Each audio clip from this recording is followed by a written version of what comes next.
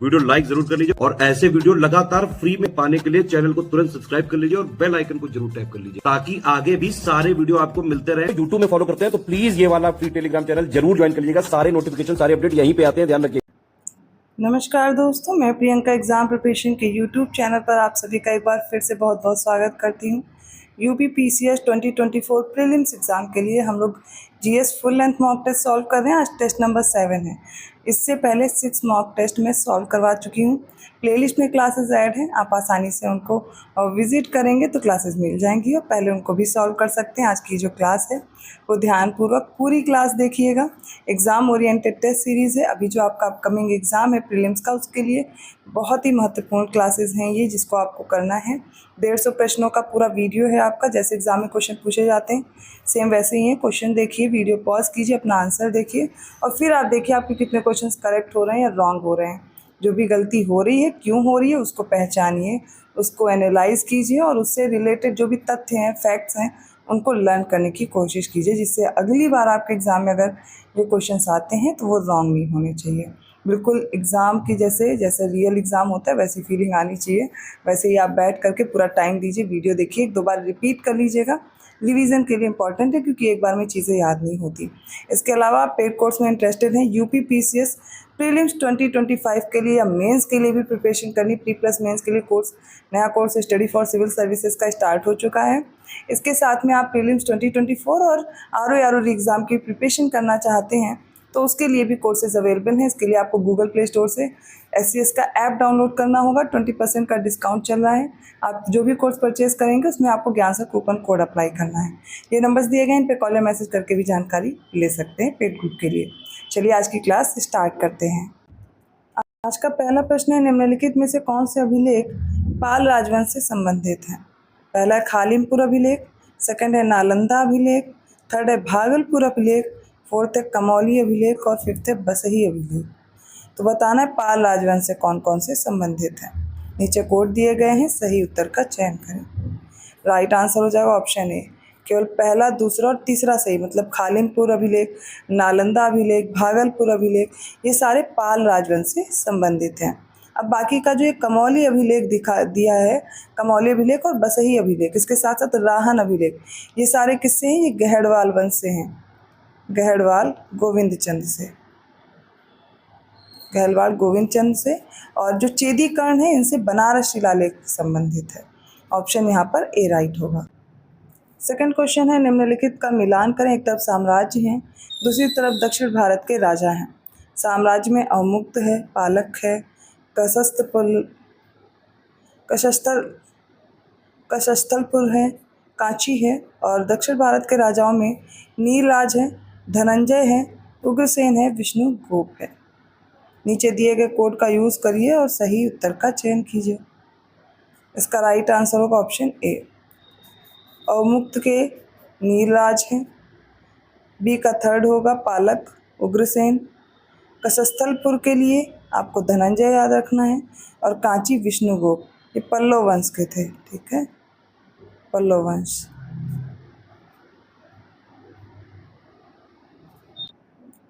Third question देखिए, निम्नलिखित का मिलान करें। एक तरफ दर्शक हैं, दूसरी तरफ उनके प्रवर्तक हैं।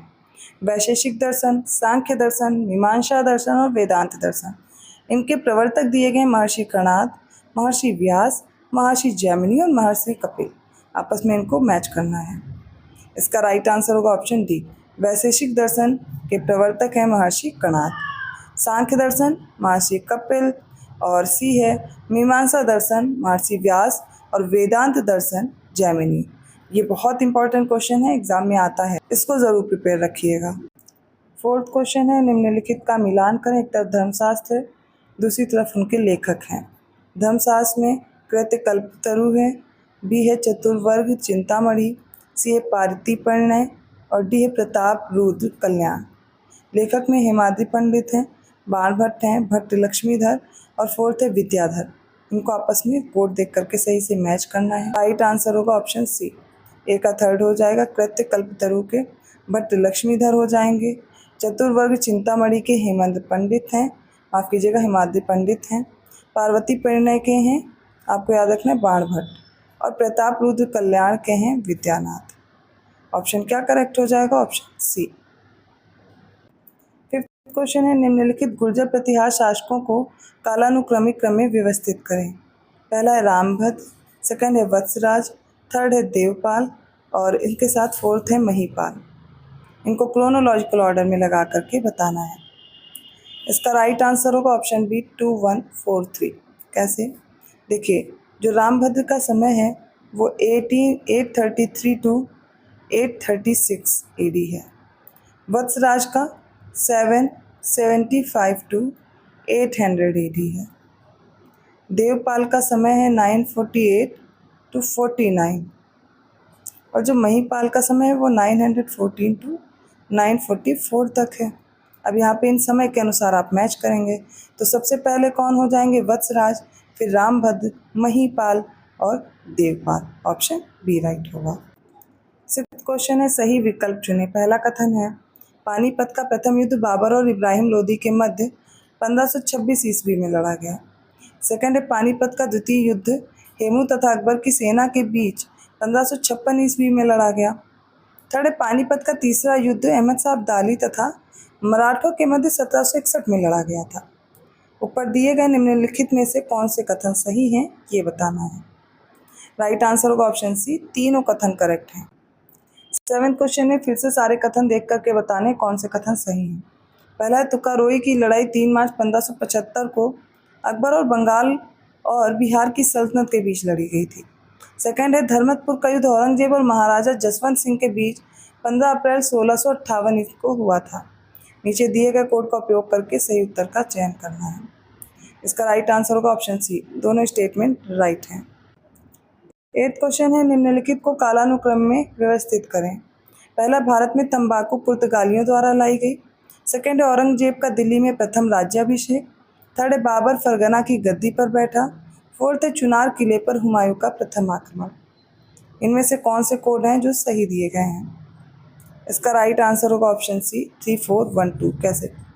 देखिए, भारत में तंबाकू पुर्तगालियों द्वारा लाई गई 1605 ईस्वी में, करेक्ट। औरंगजेब का दिल्ली में प्रथम राज्याभिषेक हुआ था 31 जुलाई 1658 में।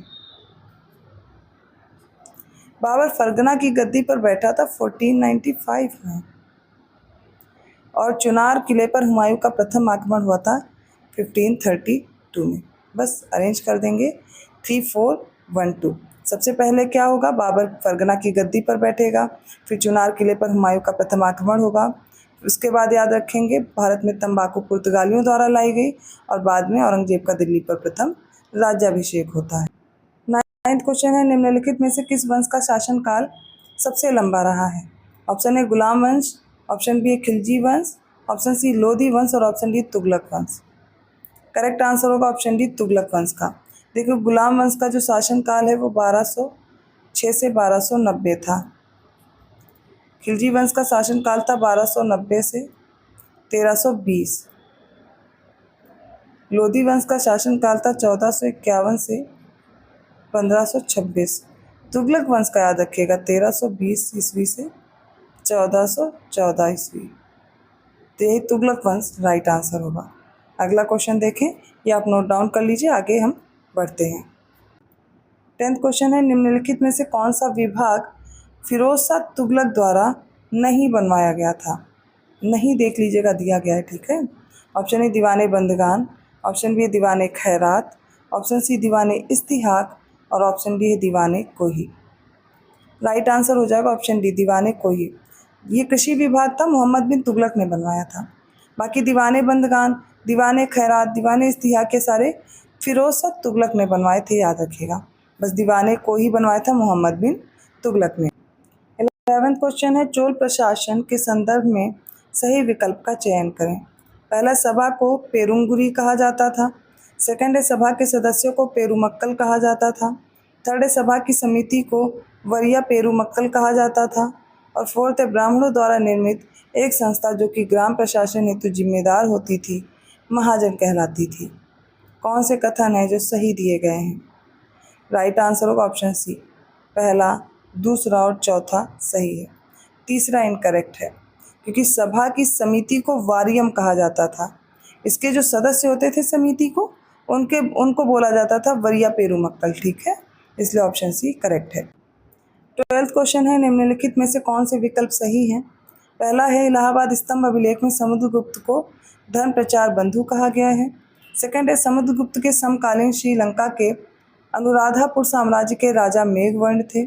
थर्ड है समुद्रगुप्त के सिक्कों पर वीणा का चित्रण किया गया है। फोर्थ है नालंदा ताम्रपत्र अभिलेख में समुद्रगुप्त को परम भागवत कहा गया है। नीचे दिए गए कूट का प्रयोग करके सही उत्तर का चयन करना है। राइट आंसर ऑप्शन डी, सारे स्टेटमेंट करेक्ट हैं। 13th क्वेश्चन है, निम्नलिखित में से सही विकल्प चुनें। पहला है जूनागढ़ अभिलेख से पता चलता है कि स्कंदगुप्त ने पर्णदत्त को सौराष्ट्र प्रदेश का गोप्ता नियुक्त किया था। सेकंड है गुजरात के सौराष्ट्र में स्थित जूनागढ़ अभिलेख स्कंदगुप्त का सबसे महत्वपूर्ण और पहला अभिलेख है। थर्ड स्कंदगुप्त का इंदौर ताम्रपत्र अभिलेख मध्य प्रदेश के जबलपुर में स्थित है। फोर्थ है स्कंदगुप्त के शासनकाल का अंतिम अभिलेख गढ़वा शिलालेख उत्तर प्रदेश के इलाहाबाद में स्थित है। नीचे दिए गए कूट का प्रयोग करके सही उत्तर का चयन करें। इसमें राइट आंसर हो जाएगा ऑप्शन सी। पहला, दूसरा और चौथा स्टेटमेंट सही हो जाएगा। तीसरा इसलिए गलत है क्योंकि जो स्कंदगुप्त का इंदौर ताम्रपत्र अभिलेख है वो उत्तर प्रदेश के बुलंदशहर में, ना कि एमपी के जबलपुर में, इसलिए थर्ड वाला इनकरेक्ट है, बाकी सारे सही। 14th क्वेश्चन है, निम्नलिखित में से सही विकल्प चुनें। पहला है आहत सिक्कों का सबसे बड़ा भंडार महाराष्ट्र के अमरावती से मिला है। सेकंड है डेमेट्रियस भारत में एक इंडो ग्रीक राजा था, उसने अपने सिक्कों पर खुद को अजेय घोषित कराया था। थर्ड है जाली सिक्के बनाने वाले को अर्थशास्त्र में कूट रूपक नाम दिया गया था। फोर्थ है दक्षिण भारत में कदम्ब वंश के शासक ककुस्थ वर्मा ने सबसे पहले सोने के आहत सिक्के चलवाए थे। कौन से स्टेटमेंट राइट है? सही उत्तर हो जाएगा इसका ऑप्शन सी। पहला, दूसरा और तीसरा कथन सही है। चौथा गलत है क्योंकि सबसे पहले सोने के जो आहत सिक्के थे वो कुकुस्थ वर्मा ने नहीं चलाया था, तो किसने चलाया? शांति वर्मा ने। ये कदम वंश का शासक था शांति वर्मा, इसने सबसे पहले चलाए थे। 15th क्वेश्चन है, निम्नलिखित में से सही विकल्प चुनें। पहला है चोल शासक राजराज प्रथम के सिक्कों पर मुरलीधर की आकृति मिलती है। सेकंड है सातवाहन सिक्कों पर संस्कृत भाषा का उल्लेख मिलता है। थर्ड है गुप्तकालीन सिक्कों पर प्राकृत भाषा का उल्लेख मिलता है। और फोर्थ है कुषाण शासक हुविष्क के सिक्कों पर अधिकांश हिंदू देवी देवताओं का चित्रण मिलता है। नीचे दिए गए कूट का प्रयोग करके सही उत्तर का चयन करना है। इसका राइट आंसर हो जाएगा ऑप्शन बी। पहला और चौथा कथन सही है। दूसरा और तीसरा क्यों गलत है? क्योंकि सातवाहन सिक्कों पर प्राकृत भाषा का उल्लेख मिलता है और गुप्तकालीन सिक्कों पर संस्कृत भाषा का उल्लेख है। 16th क्वेश्चन है, निम्नलिखित को कालक्रमानुसार व्यवस्थित करें। पहला है खिलाफत आंदोलन, सेकंड है असहयोग आंदोलन, थर्ड है मोपला विद्रोह, फोर्थ है महात्मा गांधी का भारत आगमन। नीचे दिए गए कोड का उपयोग करके सही उत्तर का चयन करना है। इसका राइट आंसर हो जाएगा ऑप्शन सी 4123, क्योंकि खिलाफत आंदोलन हुआ 1919 में, असहयोग आंदोलन 1920, मोपला विद्रोह 1921 और गांधी जी भारत कब आए? 1915 ईस्वी में। 17th क्वेश्चन है, निम्नलिखित को कालक्रमानुसार व्यवस्थित करें। पहला साइमन कमीशन की घोषणा, सेकंड है भगत सिंह और बटुकेश्वर दत्त द्वारा विधानसभा पर बम फेंकना, थर्ड है महात्मा गांधी का दांडी मार्च, फोर्थ है सविनय अवज्ञा आंदोलन का स्थगन। नीचे दिए गए कोड के अनुसार सही उत्तर बताइए। Right answer option D 1 2 3 4। कैसे? तो साइमन कमीशन की जो घोषणा हुई थी वो 8 नवंबर 1927 को हुई और ये जो केंद्रीय असेंबली थी, विधानसभा पर बम फेंका गया, वो 1929 में। दांडी मार्च शुरू हुई, ये 1930 याद रखनी है। सविनय अवज्ञा आंदोलन स्थगित किया गया 1934 में। बस आंसर मिल जाएगा 1 2 3 4। 18th क्वेश्चन है, 1921 से 1926 ईस्वी तक की समयावधि निम्नलिखित में से किस वायसराय के कार्यकाल को दर्शाती है? Option A Chelmsford, option B है रीडिंग, ऑप्शन सी है हार्डिंग सेकेंड और ऑप्शन डी है लैंसडाउन। राइट आंसर हो जाएगा ऑप्शन बी, रीडिंग का समय है 1921 से 1926। चैम्सफोर्ड का याद रखिएगा 1916 से 1921। ठीक, अब हार्डिंग द्वितीय का भी समय याद कर लीजिए, इनका है 1910 से 1916 और लैंसडाउन का time 1888 to 1894। Correct answer is option B. तो इनके टेन्योर आपको याद रखने होंगे। आगे बढ़ते हैं। 19th क्वेश्चन है, निम्नलिखित में से सही विकल्प चुनें। पहला है 1917 में चंपारण सत्याग्रह हुआ। सेकेंड है 1919 में रॉलेट सत्याग्रह। थर्ड है 1928 में बारदोली में किसान आंदोलन। फोर्थ है 1942, ये भारत छोड़ो आंदोलन की शुरुआत का समय है। सही उत्तर का चयन करें। राइट आंसर ऑप्शन डी, सारे स्टेटमेंट करेक्ट हैं। 20वां प्रश्न है, निम्नलिखित में से सही विकल्प चुनें।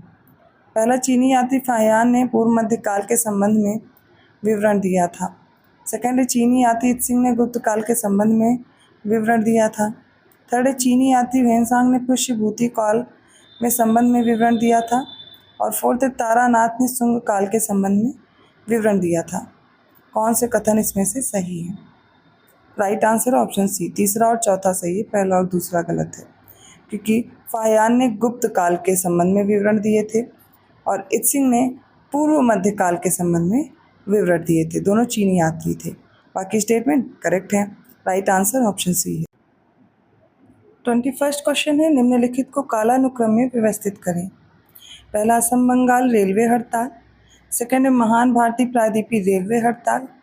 थर्ड है, अहमदाबाद कपड़ा हड़ताल। और फोर्थ है, गोलमुरी टिन प्लेट हड़ताल। इनमें से कोड यूज़ करिए और बताइए कौन से आंसर करेक्ट है। इसका राइट आंसर होगा ऑप्शन है 3142, क्योंकि असम बंगाल रेलवे हड़ताल हुई 1921 में, महान भारतीय प्रायद्वीपीय रेलवे हड़ताल 1930 में, अहमदाबाद कपड़ा हड़ताल 1918 में और गोलमुरी टिन प्लेट हड़ताल 1929 में। अरेंज हो जाएगा। ऑप्शन ए करेक्ट है। 22वां प्रश्न है, निम्नलिखित में से सही विकल्प चुनें। पहला, उत्तर पश्चिमी प्रांत राजस्व अधिनियम 1881 में आया। सेकंड है, अवध लगान संशोधन अधिनियम 1921 में आया। थर्ड है, दक्कन कृषक राहत अधिनियम 1879 और फोर्थ है, उत्तर पश्चिमी प्रांत भूमि हस्तांतरण अधिनियम 1876। अब बताना है ये कौन से अधिनियम हैं जो बिल्कुल एग्जैक्टली मैच्ड हैं अपनी डेट से। इनका सही उत्तर चयन कीजिए। Right answer option A, first, second और थर्ड करेक्ट है।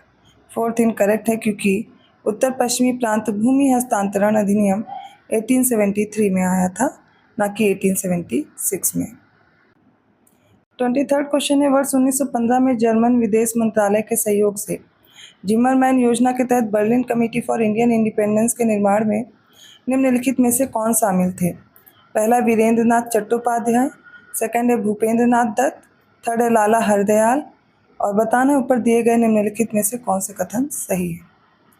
राइट आंसर हो जाएगा इसका ऑप्शन सी, तीनों के तीनों इसमें शामिल थे।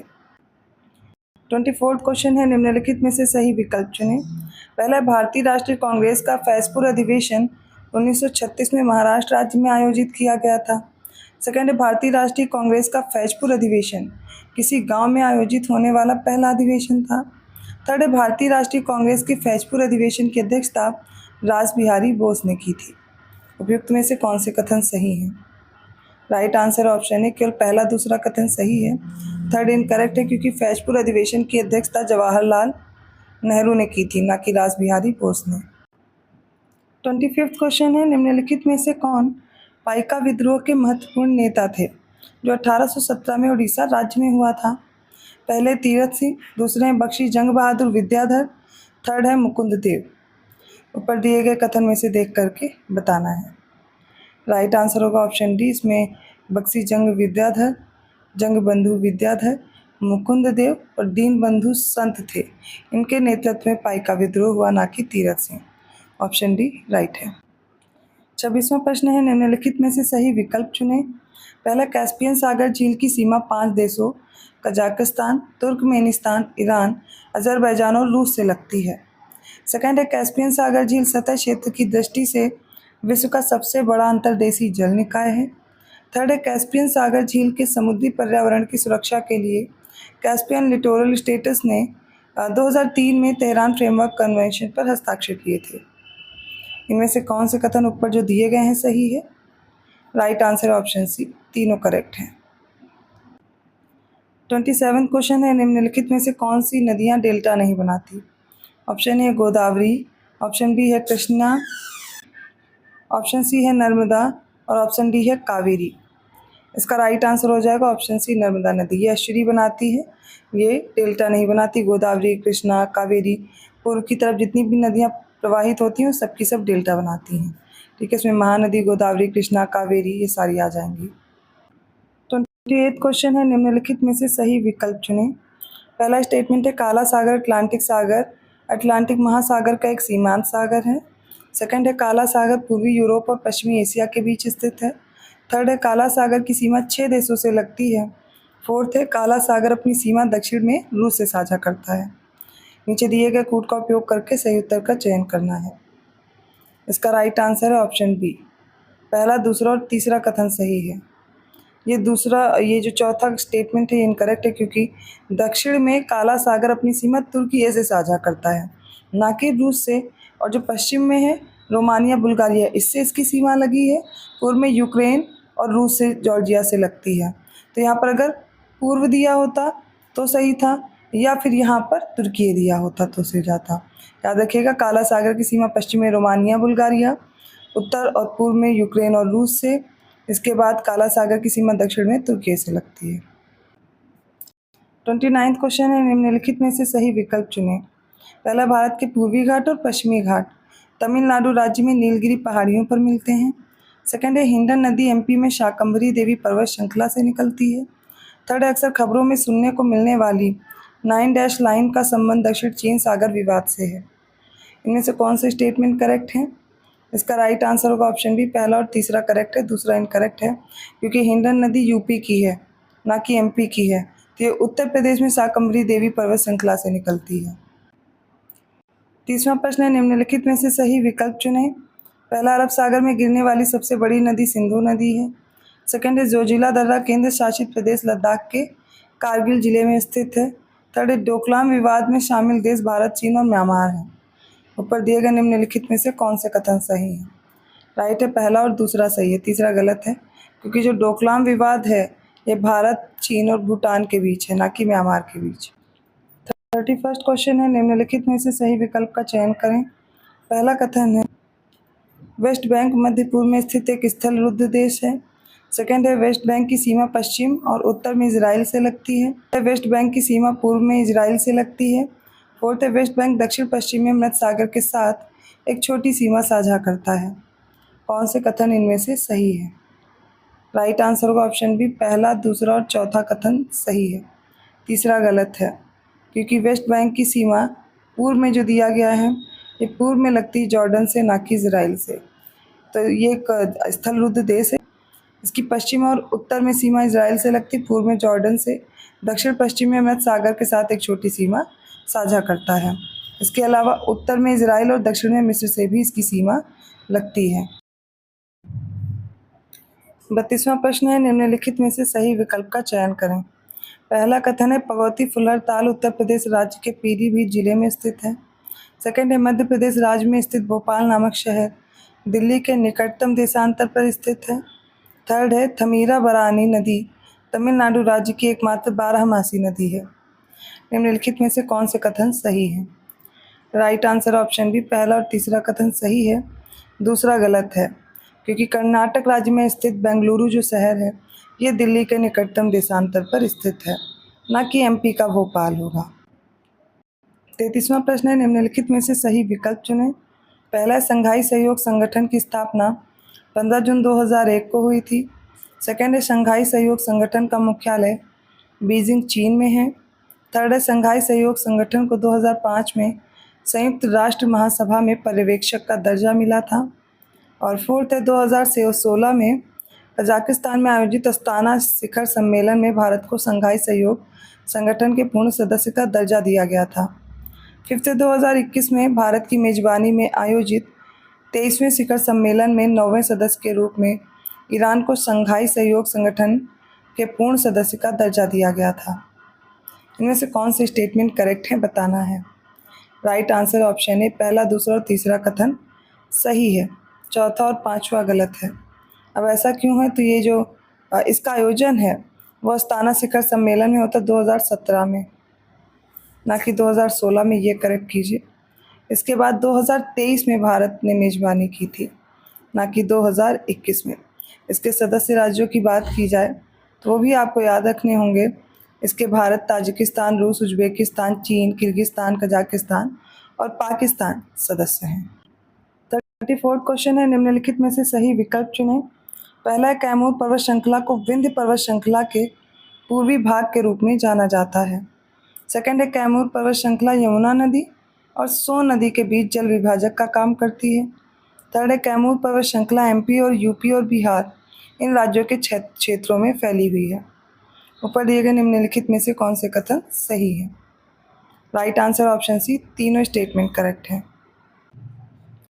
35 क्वेश्चन है, निम्नलिखित में से सही विकल्प चुनें। पहला है, माल्टा एक द्वीप देश है जो मध्य भूमध्य सागर में स्थित है। सेकंड है, भारत में ब्रह्मपुत्र नदी को यारलुंग जंगो नदी के नाम से भी जाना जाता है। थर्ड है, यमुना नदी बंदर पुष्कर के पश्चिमी ढलानों में यमुनोत्री ग्लेशियर से निकलती है जो पंजाब और हरियाणा के बीच सीमा बनाती है। इसका राइट आंसर चूज करिए। हो जाएगा ऑप्शन ए, पहला और दूसरा स्टेटमेंट करेक्ट है।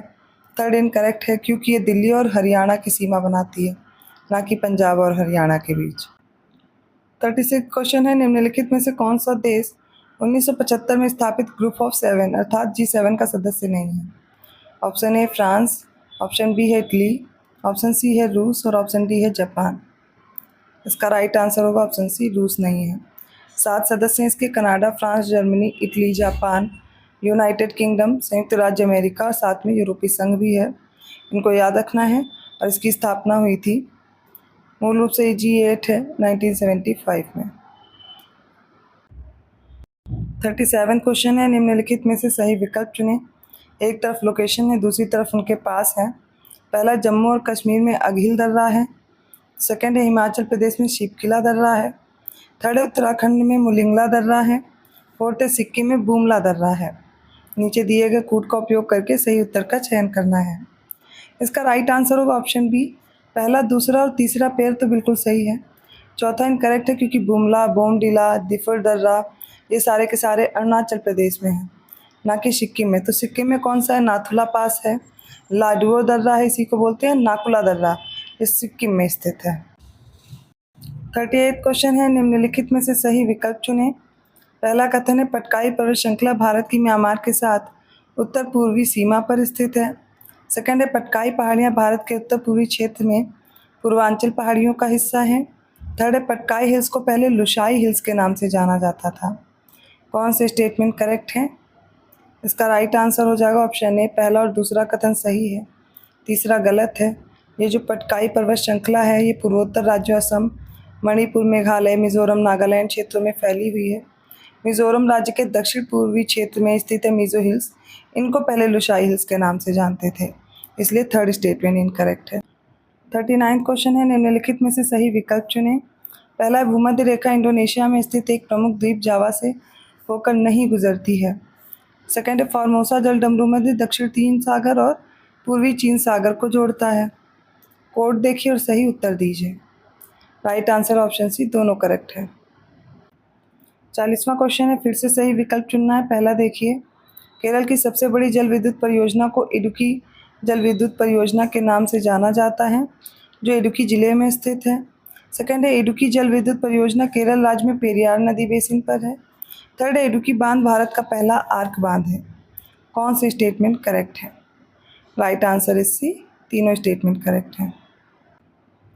41वां क्वेश्चन है, निम्नलिखित में से कौन सा देश 25 मई 1981 को रियाद, सऊदी अरब में स्थापित खाड़ी सहयोग परिषद का सदस्य नहीं है?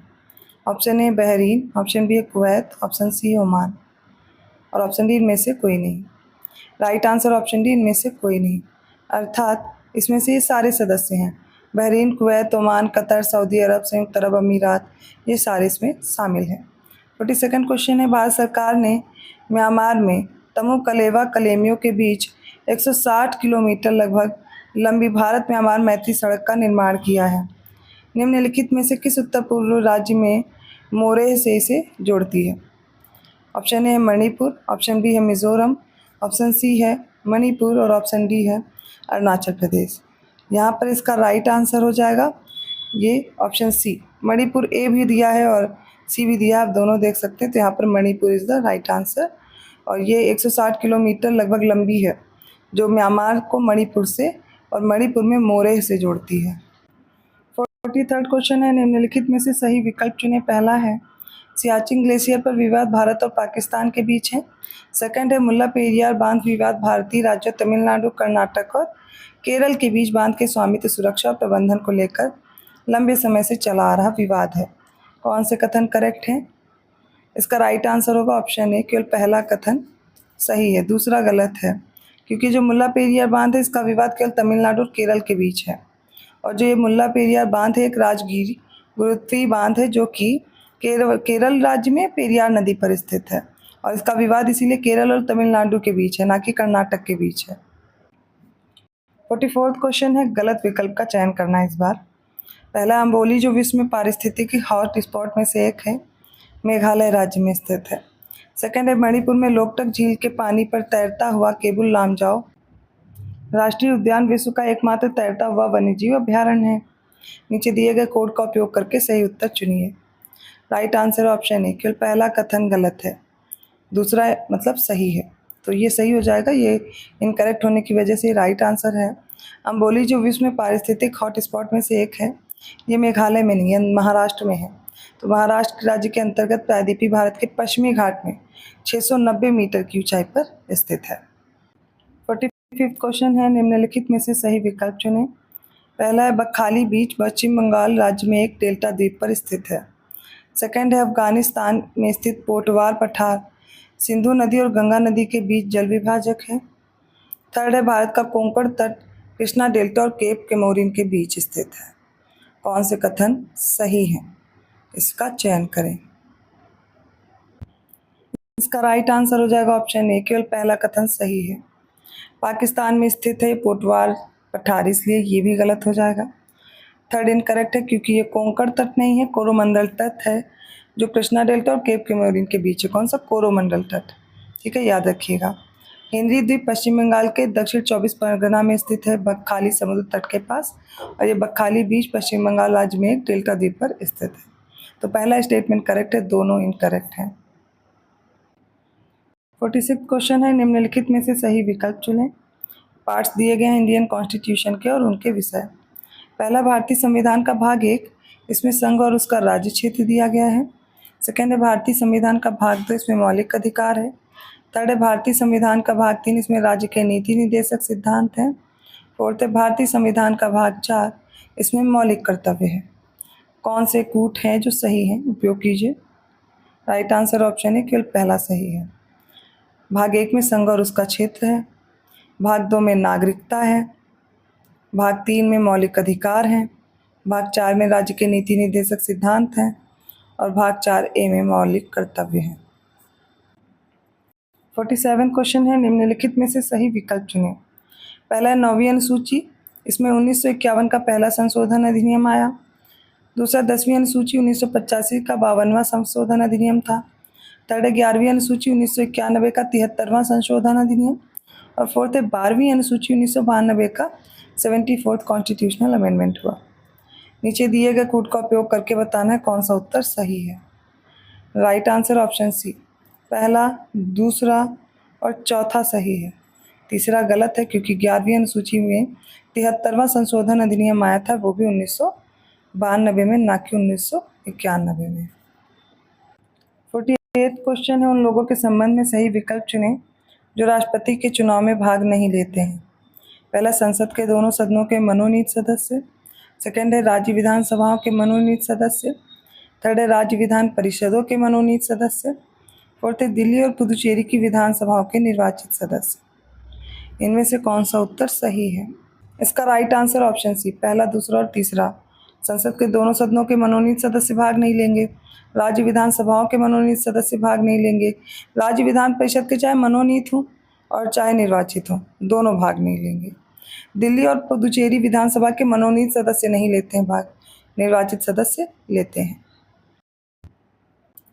49th क्वेश्चन है, निम्नलिखित में से सही विकल्प चुनें।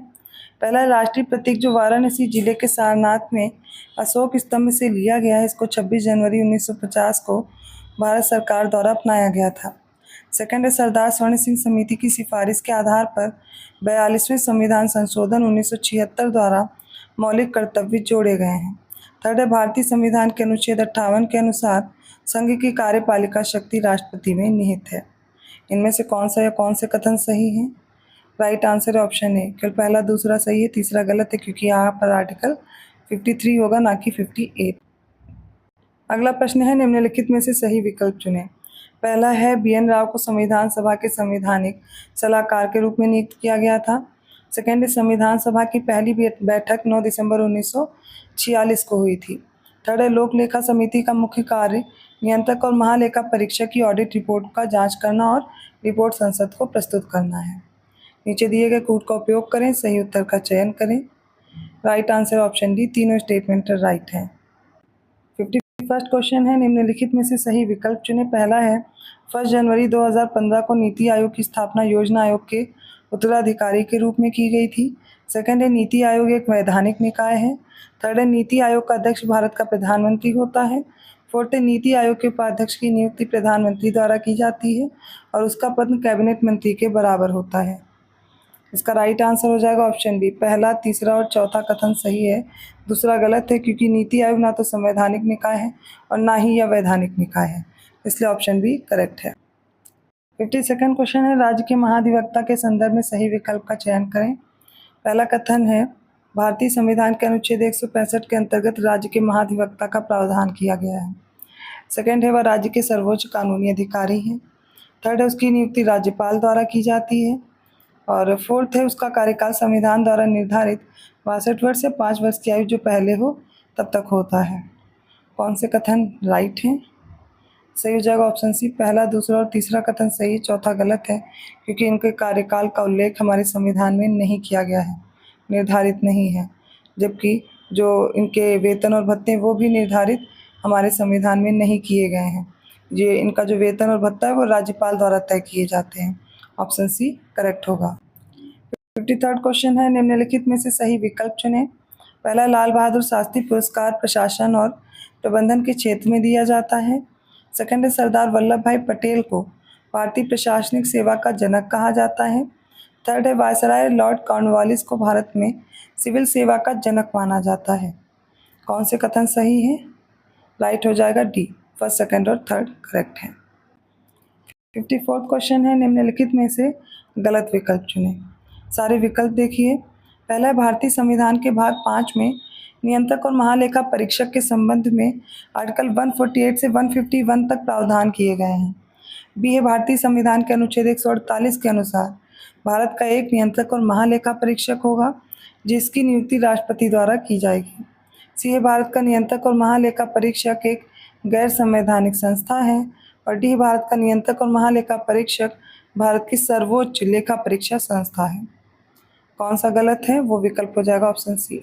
भारत के नियंत्रक और महालेखा परीक्षक एक संवैधानिक और स्वायत्त संस्था है, ना कि गैर संवैधानिक। 55th क्वेश्चन है निम्नलिखित में से सही विकल्प चुनें। पहला है राष्ट्रीय हरित अधिकरण की स्थापना राष्ट्रीय हरित अधिकरण अधिनियम 2010 की धारा 3 के अंतर्गत 18 अक्टूबर 2010 को की गई थी। राष्ट्रीय हरित अधिकरण एक न्यायिक तथा सांविधिक संस्था है। थर्ड है राष्ट्रीय हरित अधिकरण का मुख्यालय दिल्ली में है। इसका राइट आंसर हो जाएगा ऑप्शन सी। तीनों स्टेटमेंट करेक्ट हैं।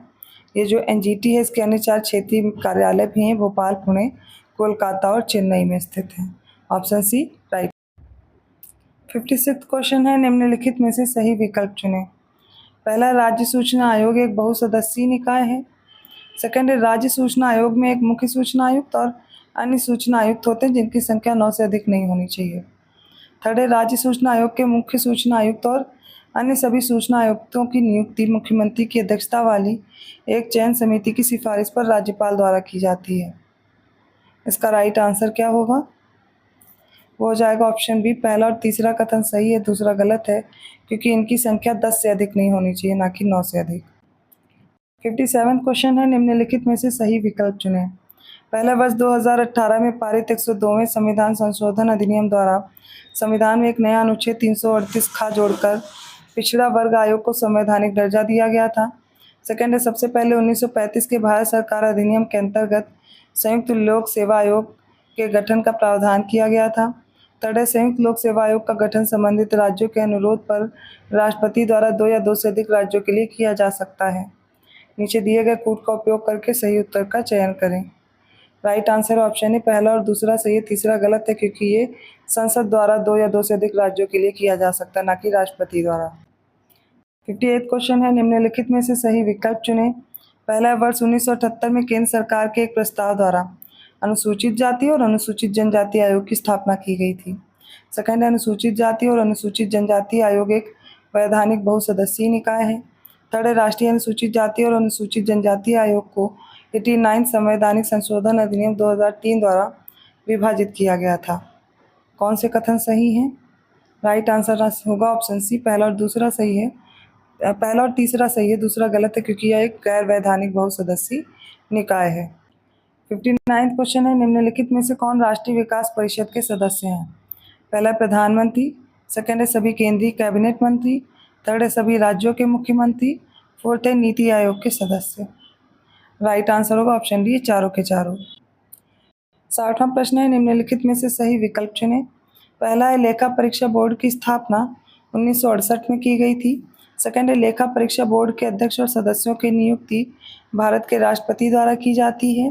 थर्ड है लेखा परीक्षा बोर्ड में एक अध्यक्ष समेत 3 सदस्य होते हैं। फोर्थ है लेखा परीक्षा बोर्ड की स्थापना भारतीय प्रशासनिक सुधार आयोग की सिफारिशों पर की गई थी। इसका राइट आंसर होगा ऑप्शन बी, पहला, तीसरा और चौथा कथन सही है, दूसरा गलत है क्योंकि इनके सदस्यों की नियुक्ति महालेखा परीक्षक के द्वारा की जाती है। 61वां प्रश्न है, निम्नलिखित में से सही विकल्प चुनें। पहला अनुच्छेद 66, इसमें उपराष्ट्रपति का निर्वाचन है। सेकंड है आर्टिकल 80, इसमें लोकसभा की संरचना है। थर्ड है आर्टिकल 51 का, जिसमें मूल कर्तव्य है। फोर्थ है 48, आर्टिकल 48, इसमें कृषि और पशुपालन का संगठन है। कौन सा विकल्प सही है? हो जाएगा ऑप्शन सी, पहला, तीसरा और चौथा। दूसरा गलत है क्योंकि आर्टिकल 80 में राज्यसभा की संरचना है और 81 में है लोकसभा की संरचना। 62वां प्रश्न है, निम्नलिखित में से सही विकल्प चुनें। पहला 1978 के 44वें संशोधन अधिनियम के द्वारा संपत्ति के अधिकार को मौलिक अधिकारों की सूची से हटाया गया था। सेकंड है 2003 के 86वें संशोधन अधिनियम द्वारा 6 से 14 वर्ष के बच्चों के लिए निःशुल्क और अनिवार्य शिक्षा का प्रावधान किया गया था। नीचे दिए गए कोड का उपयोग करके सही उत्तर चुनना है। राइट आंसर ऑप्शन है पहला सही है क्योंकि दूसरा गलत है, यहाँ पर 2002 होगा। तो 86th कॉन्स्टिट्यूशनल अमेंडमेंट 2002 में आया था, जिसमें 6 से 14 वर्ष के बच्चों के लिए निःशुल्क और अनिवार्य शिक्षा का प्रावधान है। 63rd क्वेश्चन है, सही विकल्प चुनना है। पहला है 1971 के 24वें संशोधन अधिनियम के अंतर्गत संसद को संविधान के किसी भी भाग में संशोधन करने का अधिकार दिया गया है, चाहे वह मौलिक अधिकार ही क्यों ना हो। सेकंड है 1976 के 42वें संशोधन अधिनियम के अंतर्गत संसद तथा विधानमंडल में कोरम की आवश्यकता को समाप्त किया गया था। थर्ड है 1978 के 44वें संशोधन अधिनियम के अंतर्गत राज्य में राष्ट्रपति शासन की अवधि को एक बार में 6 महीने से बढ़ाकर 1 वर्ष करने का प्रावधान किया गया था। इनमें से ऊपर कौन से कथन सही है? राइट आंसर ऑप्शन है पहला और दूसरा सही, तीसरा गलत है क्योंकि ये हुआ था 1976 के 42वें संविधान संशोधन अधिनियम के तहत, ना कि ये 44वें। 64th क्वेश्चन है, निम्नलिखित में से सही विकल्प चुनें। पहला आयरलैंड का संविधान, इससे राज्य के नीति निर्देशक सिद्धांत लिए गए हैं। सेकंड है कनाडा का संविधान, केंद्र द्वारा राज्य के राज्यपालों की नियुक्ति दी गई है। थर्ड है ब्रिटेन का संविधान, इससे संविधान में संशोधन की प्रक्रिया ली गई। फोर्थ है दक्षिण अफ्रीका का संविधान, इसमें द्विसदनवाद दिया गया है। इसमें से कौन से कथन सही है? राइट आंसर हो जाएगा ऑप्शन ए, पहला और दूसरा सही है, तीसरा चौथा गलत है क्योंकि ब्रिटेन के संविधान से द्विसदनवाद लिया गया है और दक्षिण अफ्रीका के संविधान से संविधान में संशोधन की प्रक्रिया ली गई है। 65th क्वेश्चन है, 1969 में स्थापित गोदावरी जल विवाद न्यायाधिकरण में निम्नलिखित में से कौन से राज्य शामिल हैं? महाराष्ट्र, कर्नाटक, उड़ीसा और तमिलनाडु। नीचे दिए गए कोड का उपयोग करके सही उत्तर का चयन करना है। राइट आंसर होगा ऑप्शन बी, इसमें महाराष्ट्र, कर्नाटक है और उड़ीसा है, तमिलनाडु इसमें शामिल नहीं है। 66th क्वेश्चन है, निम्नलिखित का मिलान करें। सिंधु सभ्यता के कुछ प्रमुख बंदरगाहों और उनके शहरों के संबंध में। बंदरगाह नगर में प्रभास पाटन है, मेघम है, सुतकांगेडोर है, लोथल है। नदियों में हिरण्य है, दाशक है, नर्मदा है, साबरमती और भोगवा नदी के संगम है। नीचे दिए गए कोड का उपयोग करके सही उत्तर चुनना है। देखिए इसमें प्रभास पाटन हो जाएगा हिरण्य नदी, मेघम है नर्मदा नदी के पास, सुतकांगेडोर है दास्क नदी के पास, लोथल है साबरमती और भोगवा नदियों के संगम पर। ऑप्शन ए करेक्ट है। ए का 1, बी का 3, सी का 2 और डी का 4। 67वां क्वेश्चन है, निम्नलिखित में से सही विकल्प चुनें। पहला, बृहदारण्यक उपनिषद में बिंबिसार को काशी का राजा कहा गया है। सेकंड है, देवी सावित्री को समर्पित प्रसिद्ध गायत्री मंत्र का उल्लेख ऋग्वेद के 3रे मंडल में किया गया है। थर्ड है, 10 राजन युद्ध पारुष्णी नदी के तट पर लड़ी गई थी। इनमें से कौन सा कथन सही है? वो हो जाएगा ऑप्शन बी, दूसरा और तीसरा सही है। पहला गलत है क्योंकि यहाँ पर बिंबिसार नहीं अजातशत्रु होगा। 68 क्वेश्चन है, निम्नलिखित में से कौन सा युद्ध 7वीं शताब्दी में लड़ा गया था?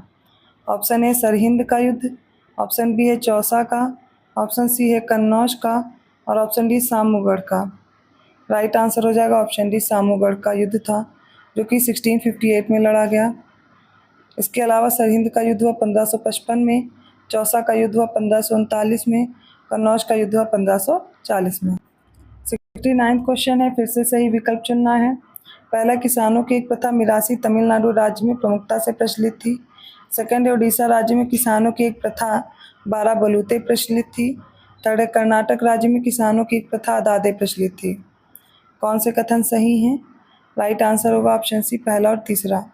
ये जो 12 बलूते या बलूत प्रचलित है ये महाराष्ट्र में, ना कि उड़ीसा में थी।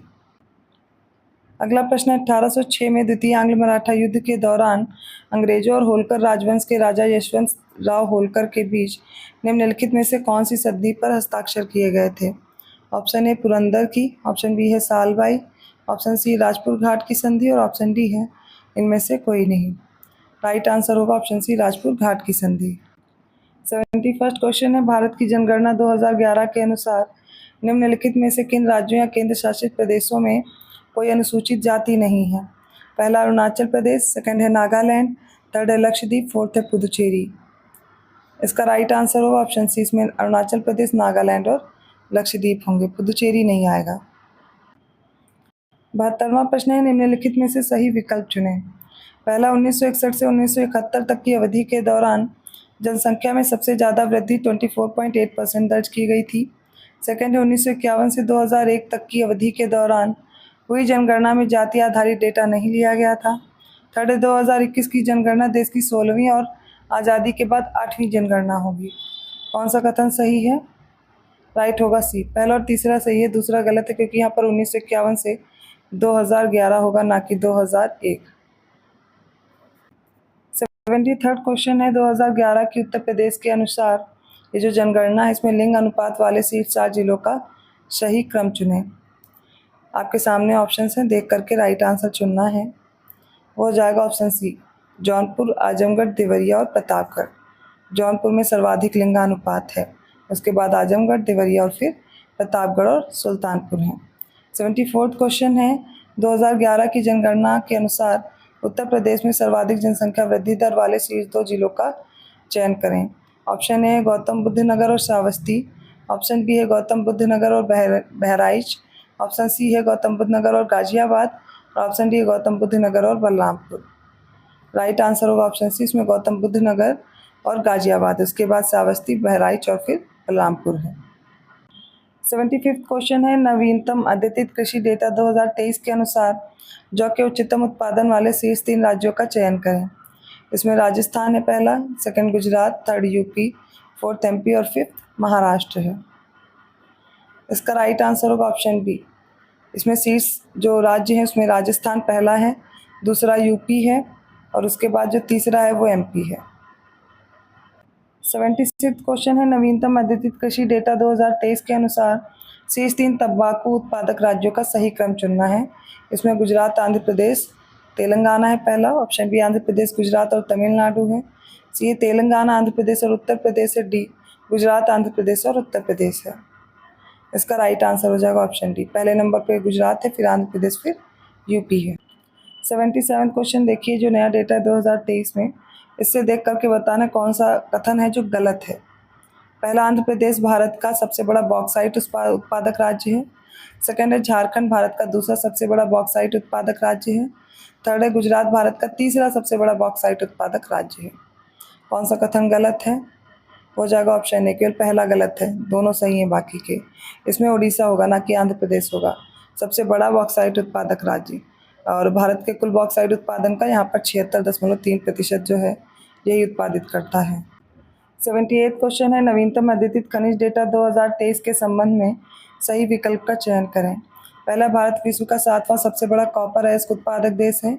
सेकंड है, भारत विश्व का चौथा सबसे बड़ा लौह अयस्क उत्पादक देश है। इनमें से कौन से कथन सही हैं? राइट होगा सी, दोनों कथन सही हैं।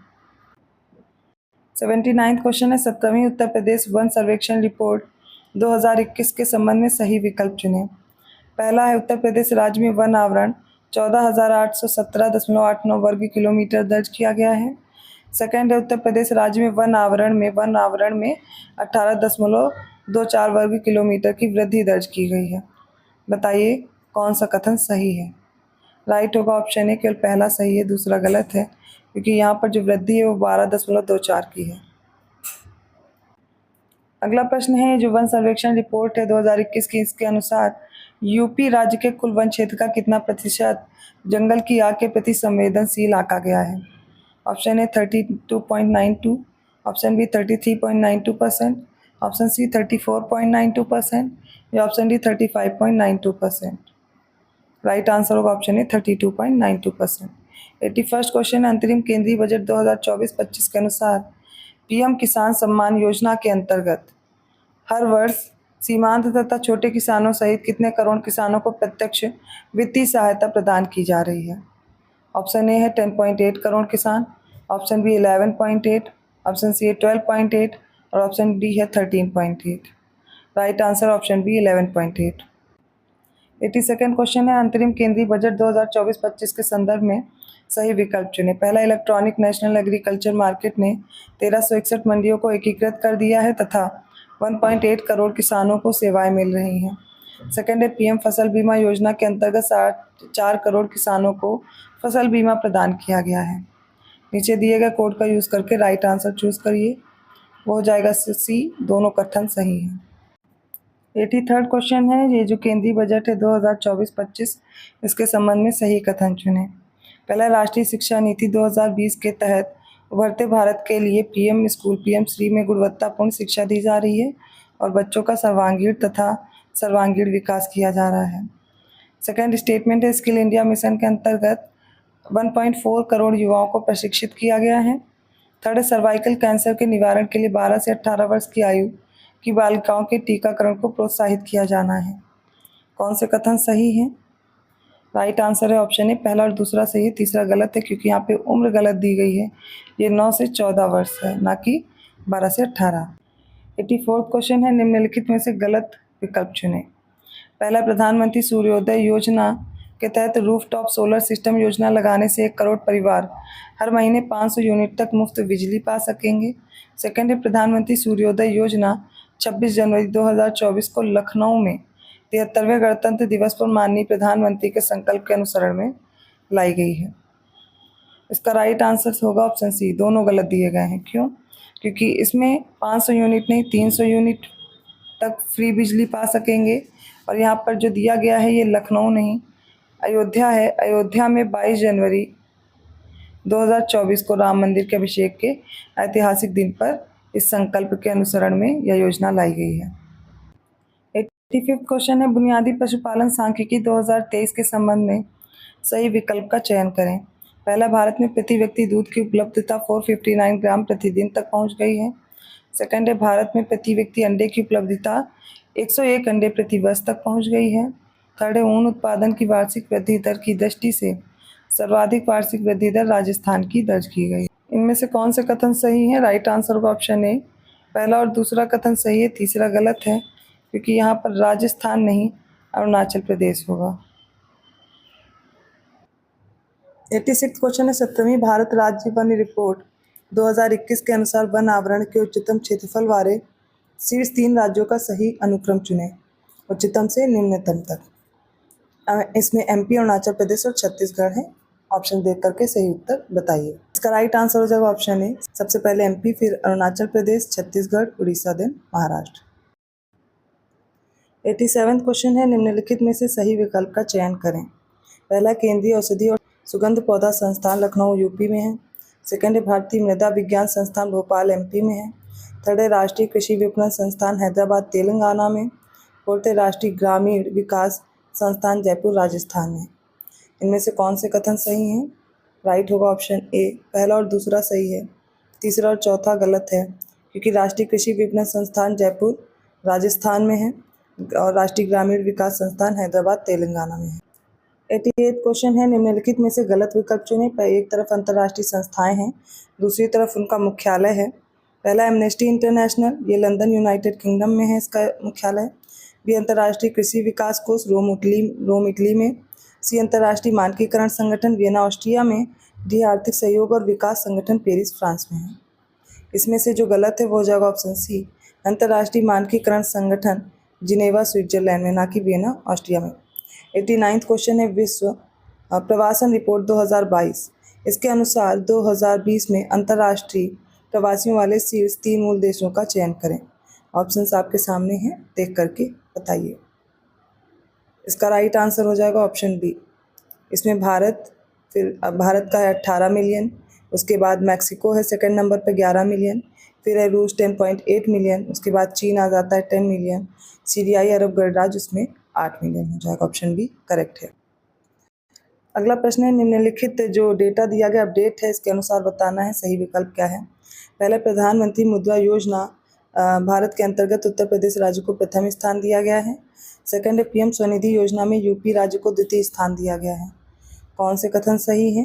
राइट होगा ऑप्शन ए, केवल पहला सही है, दूसरा गलत है, क्योंकि यहाँ पर द्वितीय नहीं पहला स्थान ही होगा। 91वां क्वेश्चन है, सही विकल्प का चयन करें।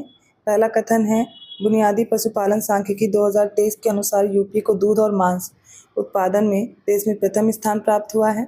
सेकंड है, उच्च शिक्षा पर अखिल भारतीय सर्वेक्षण 2021-22 के अनुसार यूपी राज्य को 69.73 लाख छात्र नामांकन के साथ देश में प्रथम रैंक दी गई है।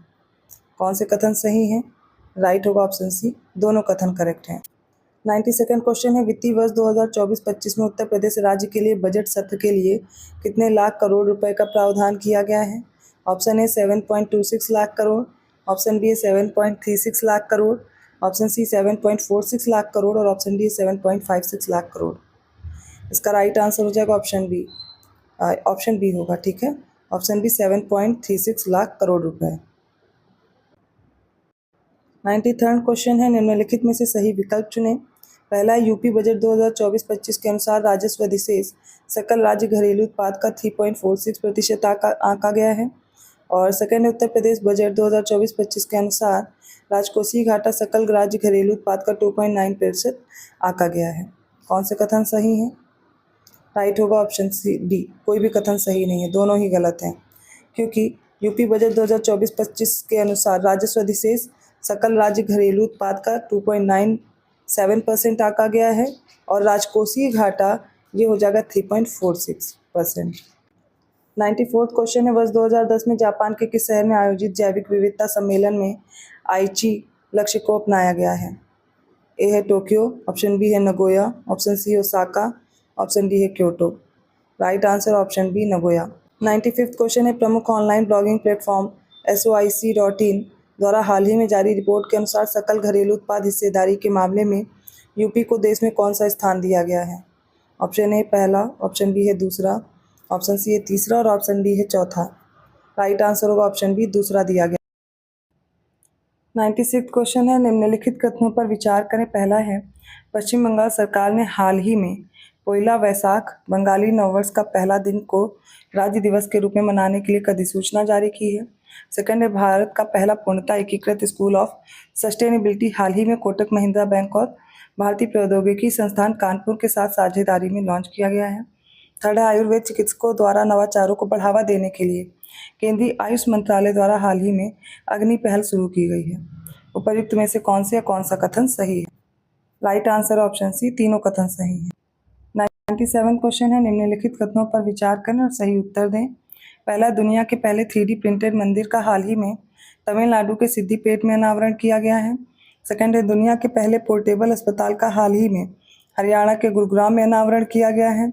थर्ड है, महिला स्वयं सहायता समूहों को ड्रोन उपलब्ध कराने से संबंधित एक योजना को हाल ही में प्रधानमंत्री श्री नरेंद्र मोदी की अध्यक्षता में केंद्रीय मंत्रिमंडल द्वारा मंजूरी दी गई है। फोर्थ है, जम्मू कश्मीर हाल ही में पीएम विश्वकर्मा योजना लागू करने वाला पहला केंद्र शासित प्रदेश बन गया है। कौन से कथन सही हैं? Answer option B. दूसरा, तीसरा और चौथा कथन सही है, पहला गलत है क्योंकि यहाँ पर तमिलनाडु नहीं तेलंगाना के सिद्दीपेट में अनावरण किया गया है। 98 क्वेश्चन है, निम्नलिखित कथनों पर विचार करें और सही उत्तर दें। पहला है, ओपन एआई के सीईओ सैम अल्टमैन को हाल ही में टेक उद्योग में उनके योगदान के लिए टाइम मैगजीन द्वारा सीईओ ऑफ द ईयर 2023 चुना गया है। सेकंड है, हाल ही में संयुक्त राष्ट्र अमेरिका द्वारा अर्ली वार्निंग्स फॉर ऑल पहल का प्रारंभ किया गया है। थर्ड है, हाल ही में जापान ने चीनी राष्ट्रपति शी जिनपिंग द्वारा लॉन्च किए गए बेल्ट एंड रोड इनिशिएटिव से बाहर होने की घोषणा की है। फोर्थ है, हाल ही में राष्ट्रीय स्वच्छ गंगा मिशन ने दुबई संयुक्त अरब अमीरात में COP28 में global river cities alliance launch किया है। इनमें से कौन से कथन सही हैं? राइट होगा ऑप्शन बी, पहला, दूसरा और चौथा सही है। तीसरा गलत है क्योंकि यहाँ पर जापान नहीं, इटली होगा। इटली ने ये जो बेल्ट एंड रोड इनिशिएटिव है इससे बाहर होने की घोषणा की है। 99वां क्वेश्चन है, हाल ही में जारी स्वास्थ्य सर्वेक्षण 2023 के आंकड़ों के अनुसार सही विकल्प चुनें। पहला है, पहली रैंक इंदौर को मिली है, दूसरी रैंक सूरत को, तीसरी रैंक नवी मुंबई को मिली है। कौन सा कथन सही है? राइट आंसर होगा ऑप्शन ए, पहला और तीसरा सही है क्योंकि सूरत को इंदौर के साथ ही पहली रैंक दी गई है। अगला प्रश्न है, हाल ही में आज़ादी के अमृत महोत्सव के दौरान प्रतिवर्ष 3 नए दिवस मनाए जाने की घोषणा की गई है। इन दिवसों से संबंधित सही विकल्प का चयन करें। पहला है, 15 नवंबर को जनजातीय गौरव दिवस। सेकंड है, 26 दिसंबर को वीर बाल दिवस। थर्ड है, 14 जनवरी को विभाजन विभीषिका स्मृति दिवस। कौन से पेयर करेक्ट हैं? राइट होगा दी, पहला और दूसरा सही है, तीसरा गलत है क्योंकि ये 14 अगस्त होगा ना कि 14 जनवरी।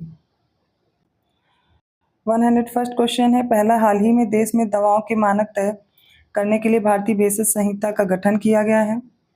सेकंड है, फार्मेकोपियल वार्ता समूह की वार्षिक बैठक का आयोजन चेन्नई में किया गया है। थर्ड है, इस बैठक के दौरान भारतीय भेषज संहिता को फार्मेकोपियल वार्ता समूह के स्थायी सदस्य के रूप में शामिल किया गया है। फोर्थ है, फार्मेकोपियल वार्ता समूह के सदस्यों में भारतीय फार्मेकोपिया के अलावा यूरोपीय फार्मेकोपिया, जापानी और अमेरिकी फार्मेकोपिया शामिल हैं। फिफ्थ है, अमेरिका, यूरोप और जापान के बाहर आयोजित फार्मेकोपियल वार्ता समूह की पहली बैठक थी। कौन से कथन सही हैं? राइट आंसर ऑप्शन है, पहला, तीसरा, चौथा और पांचवा सही है। दूसरा गलत है क्योंकि इसका जो आयोजन है वो चेन्नई में नहीं, हैदराबाद में किया गया था। 102nd क्वेश्चन है, सही विकल्प का चयन करें। पहला, एशिया के सबसे बड़े आदिवासी मेले समक्का सरक्का जथारा को हाल ही में तेलंगाना सरकार द्वारा राज्य उत्सव घोषित किया गया है।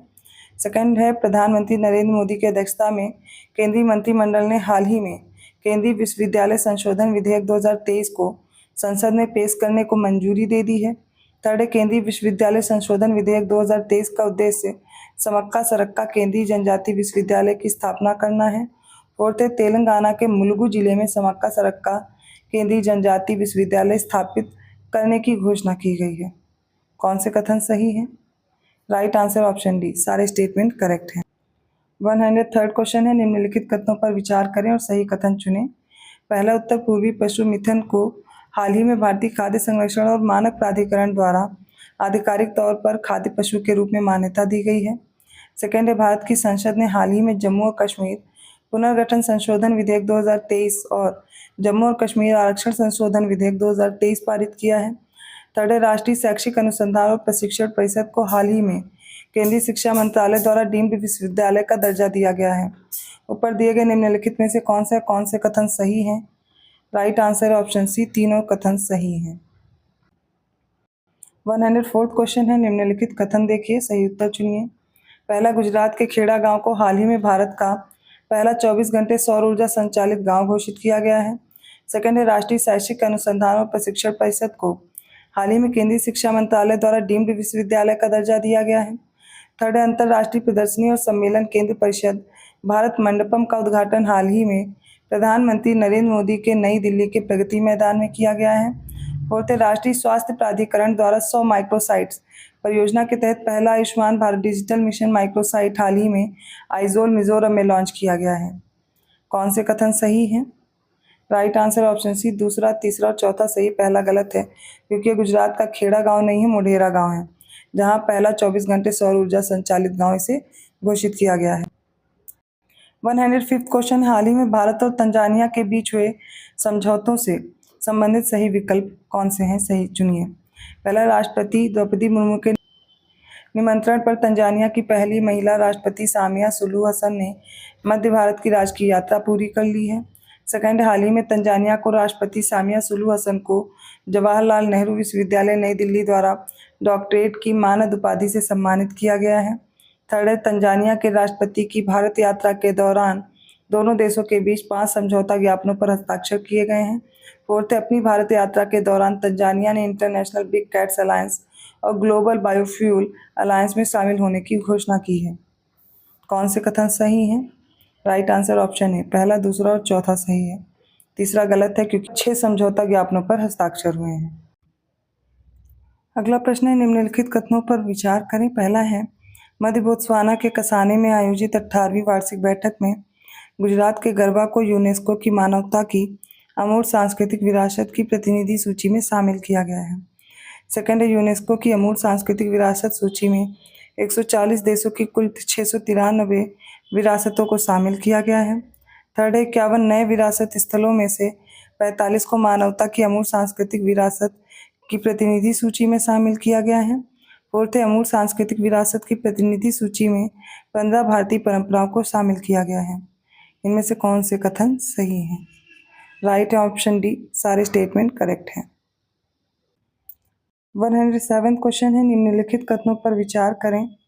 पहला, हाल ही में एशिया और दक्षिण अमेरिका के 11 देशों ने दुनिया की नदी डॉल्फिन की 6 जीवित प्रजातियों को विलुप्त होने से बचाने के लिए कोलंबिया की राजधानी बोगोटा में एक ऐतिहासिक समझौते global declaration for river dolphin by 2030 पर हस्ताक्षर किए हैं। सेकंड है, 11 देश Bangladesh, Sri Lanka, Brazil, Cambodia, Bharat, Colombia, Ecuador, Nepal, Pakistan, Peru, Venezuela इसमें शामिल हैं।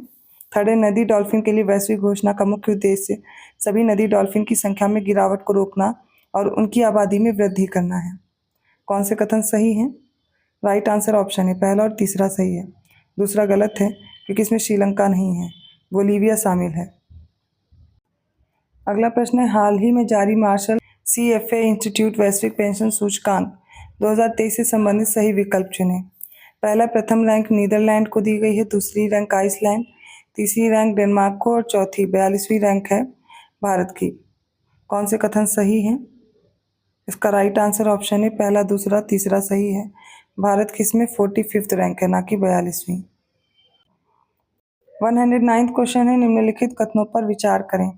पहला, क्लाउडिया गोल्डिन को हाल ही में वर्ष 2023 के लिए अर्थशास्त्र के नोबेल पुरस्कार से सम्मानित किया गया है। सेकंड है, नॉर्वेजियन लेखक जॉन ओलाव फॉसे, इनको हाल ही में वर्ष 2023 के लिए साहित्य के नोबेल पुरस्कार से सम्मानित किया गया है। थर्ड, इजराइल की नरगिस मोहम्मदी को हाल ही में वर्ष 2023 के नोबेल शांति पुरस्कार से सम्मानित किया गया है। कौन से कथन सही हैं? राइट आंसर ऑप्शन डी, पहला और दूसरा सही है, तीसरा गलत है क्योंकि ये जो नरगिस मोहम्मदी हैं ये ईरान की हैं, ना कि इजराइल की हैं। नीचे 2 कथन दिए गए हैं, अगले प्रश्न में बताने हैं कौन से कथन सही हैं। हाल ही में न्यूयॉर्क में संयुक्त राष्ट्र महासभा के 78वें सत्र के दौरान I2U2 समूह के देशों द्वारा संयुक्त अंतरिक्ष उद्यम का अनावरण किया गया है। दूसरा, I2U2 समूह में भारत, ईरान, संयुक्त राज्य अमेरिका और संयुक्त अरब अमीरात शामिल हैं। कौन से कथन सही हैं? राइट आंसर ऑप्शन सी, पहला सही है, दूसरा गलत है क्योंकि I2U2 समूह में भारत है, ईरान नहीं है, इजराइल है, USA है और संयुक्त अरब अमीरात है। अगला प्रश्न है, निम्नलिखित कथनों पर विचार करें और सही कथन चुनें। पहला, G77 शिखर सम्मेलन हाल ही में क्यूबा के राष्ट्रपति मिगुएल डियाज कैनेल की अध्यक्षता में क्यूबा के हवाना में आयोजित किया गया है। सेकंड है, G77 शिखर सम्मेलन का विषय वर्तमान विकास चुनौतियां, विज्ञान, प्रौद्योगिकी और नवाचार की भूमिका है। थर्ड है, G77 का आगामी शिखर सम्मेलन वर्ष 2024 में युगांडा में आयोजित करने की घोषणा की गई है। इनमें से कौन सा कथन सही है? राइट आंसर ऑप्शन सी, तीनों करेक्ट हैं। 112th क्वेश्चन है, निम्नलिखित कथनों पर विचार करें। पहला, हाल ही में क्रिस्टोफर मार्क लक्सन ने न्यूजीलैंड के नए प्रधानमंत्री के रूप में पदभार ग्रहण किया है। सेकंड है, हाल ही में डेनियल नोबोवा को इक्वाडोर के 48वें राष्ट्रपति के रूप में नियुक्त किया गया है। थर्ड है, हाल ही में शेथा थाविसिन को थाईलैंड की 30वीं प्रधानमंत्री के रूप में चुना गया है। और फोर्थ, हाल ही में मैनुएला रोका बोटे इनको पराग्वे का नया राष्ट्रपति चुना गया है। कौन से कथन सही हैं? राइट आंसर होगा ऑप्शन बी, पहला, दूसरा और तीसरा तो करेक्ट है, चौथा गलत है, क्योंकि हाल ही में सेंटियागो पेना को पराग्वे का नया राष्ट्रपति चुना गया है। अगला प्रश्न है, निम्नलिखित कथनों पर विचार करें। पहला, हाल ही में भारत सरकार द्वारा 16वें वित्त आयोग का गठन किया गया है। सेकंड है, कोलंबिया विश्वविद्यालय के प्रोफेसर डॉक्टर अरविंद पनगड़िया को 16वें वित्त आयोग का अध्यक्ष नियुक्त किया गया है। थर्ड है, ऋतिक रंजन पांडे को 16वें वित्त आयोग का सचिव नियुक्त किया गया है। फोर्थ है, 16वें वित्त आयोग के उपाध्यक्ष सुमन बेरी हैं। राइट आंसर क्या होगा? ऑप्शन डी होगा, सारे स्टेटमेंट करेक्ट हैं। अगला प्रश्न है, पहला कथन देखिए, नासा के साइकी अंतरिक्ष यान को हाल ही में स्पेसएक्स के फाल्कन हेवी रॉकेट द्वारा लॉन्च किया गया है। सेकंड है, साइकी अंतरिक्ष यान को फ्लोरिडा के कैनेडी स्पेस सेंटर के लॉन्च कॉम्प्लेक्स 39A से लॉन्च किया गया है। थर्ड है, साइकी अंतरिक्ष यान के साथ नासा का डीप स्पेस ऑप्टिकल कम्युनिकेशंस प्रयोग भी भेजा गया है। फोर्थ है, साइकी नामक क्षुद्रग्रह का अध्ययन करने के लिए साइकी अंतरिक्ष यान लॉन्च किया गया जिसमें चट्टानों और बर्फ की तुलना में अधिक धातुएं हैं। फिफ्थ है, साइकी अंतरिक्ष यान का साइकी क्षुद्रग्रह तक पहुंचने का लक्ष्य वर्ष 2030 तक रखा गया है। कौन से कथन सही है? इसका राइट आंसर होगा ऑप्शन बी, पहला, दूसरा, तीसरा, चौथा भी करेक्ट है, पांचवा गलत है क्योंकि इसका लक्ष्य 2029 रखा गया है। 115th क्वेश्चन है, पहला कथन देखिए, हाल ही में विश्व का द्रुतगम सुपर कंप्यूटर के 500 कंप्यूटरों की सूची में अमेरिका के सुपर कंप्यूटर फ्रंटियर को शीर्ष स्थान दिया गया है। सेकंड है, हाल ही में इंडोनेशिया के राष्ट्रपति जोको विडोडो इनके द्वारा दक्षिण पूर्व एशिया की प्रथम हाई स्पीड रेल दूश का अनावरण किया गया है। और थर्ड है, हाल ही में गुजरात के काकरापार परमाणु ऊर्जा परियोजना में भारत के पहले स्वदेशी रूप में विकसित 700 मेगावाट के परमाणु ऊर्जा रिएक्टर ने सफलतापूर्वक वाणिज्यिक संचालन शुरू कर दिया है। कौन सा कथन सही है? राइट आंसर ऑप्शन सी, तीनों करेक्ट हैं। नेक्स्ट क्वेश्चन है, नीचे दो कथन दिए गए, बताइए कौन से कथन सही है। पहला, भारतीय पोल्ट्री क्षेत्र के अत्यधिक रोगजनक एवियन इन्फ्लुएंजा से मुक्त होने की भारत की स्व घोषणा को हाल ही में पेरिस स्थित विश्व पशु स्वास्थ्य संगठन द्वारा अनुमोदित किया गया है। दूसरा कथन है, विश्व स्वास्थ्य संगठन ने हाल ही में सीरम इंस्टीट्यूट ऑफ इंडिया द्वारा विकसित मलेरिया रोधी वैक्सीन R21 मैट्रिक्स M को मंजूरी दे दी है। कौन से कथन सही है? राइट आंसर ऑप्शन ए, दोनों करेक्ट हैं। 117th क्वेश्चन, सारे कथन देखिए। पहला है, मध्य प्रदेश सरकार द्वारा हाल ही में राज्य के सबसे बड़े बाघ अभयारण्य के रूप में वीरांगना दुर्गावती बाघ अभयारण्य के गठन की अधिसूचना जारी की गई है। सेकंड है, वीरांगना दुर्गावती बाघ अभयारण्य MP के सागर, दमोह और नरसिंहपुर जिलों में फैला हुआ है। थर्ड है, वीरांगना दुर्गावती बाघ अभयारण्य देश का 55वां और MP का 8वां बाघ अभयारण्य है। कौन से कथन सही हैं? राइट आंसर ऑप्शन डी, पहला, दूसरा सही, तीसरा गलत है क्योंकि ये 54th है, पहली बात तो, और MP का 7वां है। अगला प्रश्न देखिए, निम्नलिखित कथनों पर विचार करें और कौन से कथन सही हैं। पहला, हाल ही में भारतीय वायुसेना ने अस्त्र शक्ति 2023 युद्ध अभ्यास के दौरान श्रीलंका एयरफोर्स स्टेशन आंध्र प्रदेश में समर वायु रक्षा मिसाइल प्रणाली का सफल परीक्षण किया है। सेकंड, हाल ही में रक्षा मंत्री राजनाथ सिंह द्वारा लद्दाख के न्योमा में दुनिया का सबसे ऊंचा लड़ाकू हवाई अड्डा इसका शिलान्यास किया गया है। थर्ड, हाल ही में भारत ने प्रथम कृत्रिम बुद्धिमत्ता सक्षम एंटी ड्रोन प्रणाली इंद्रजाल का अनावरण किया है। कौन से कथन सही हैं? राइट आंसर ऑप्शन सी, तीनों करेक्ट हैं। अगले प्रश्न में सारे कथन देखिए। पहला है, नोवाक जोकोविच हाल ही में फ्रेंच ओपन जीतने वाले सबसे उम्रदराज खिलाड़ी भी बन गए हैं। सेकंड है, कार्लोस अल्कराज ने हाल ही में अपने करियर का पहला विंबलडन खिताब जीता है। थर्ड है, भारत के पंकज आडवाणी ने हाल ही में मलेशिया के कुआलालंपुर में आयोजित IBSF बिलियर्ड्स चैंपियनशिप जीती है। फोर्थ है, भारतीय क्रिकेट कंट्रोल बोर्ड के मानद सचिव जय शाह ने हाल ही में स्पोर्ट्स बिजनेस अवार्ड 2023 में sports business leader of the year का पुरस्कार जीता है। कौन से कथन इसमें से सही है? राइट आंसर होगा ऑप्शन डी, सारे स्टेटमेंट करेक्ट हैं। 120वां प्रश्न देखिए। पहला है, पर्यावरण, वन और जलवायु परिवर्तन मंत्रालय ने हाल ही में विभिन्न हितधारकों के पर्यावरणीय कार्यों को प्रोत्साहित करने के लिए ग्रीन क्रेडिट नियम 2023 को अधिसूचित किया है। सेकंड है, एनटीपीसी विद्युत व्यापार निगम लिमिटेड ने हाल ही में आईआईटी मद्रास में अपना पहला rooftop solar voltaic project launch किया है। थर्ड है, रक्षा मंत्री श्री राजनाथ सिंह ने हाल ही में नई दिल्ली में भारतीय सैन्य विरासत महोत्सव के पहले संस्करण का उद्घाटन किया है। निम्नलिखित में से कौन सा कथन सही है? राइट आंसर ऑप्शन है पहला और तीसरा सही है, दूसरा गलत है क्योंकि यहाँ पर आईआईटी मद्रास नहीं, आईआईटी जोधपुर ने लॉन्च किया है। 121 क्वेश्चन है, निम्नलिखित कथनों पर विचार करें। पहला, केंद्र सरकार द्वारा हाल ही में एक राष्ट्र एक चुनाव की संभावना तलाशने के लिए 8 सदस्यीय समिति का गठन किया गया है।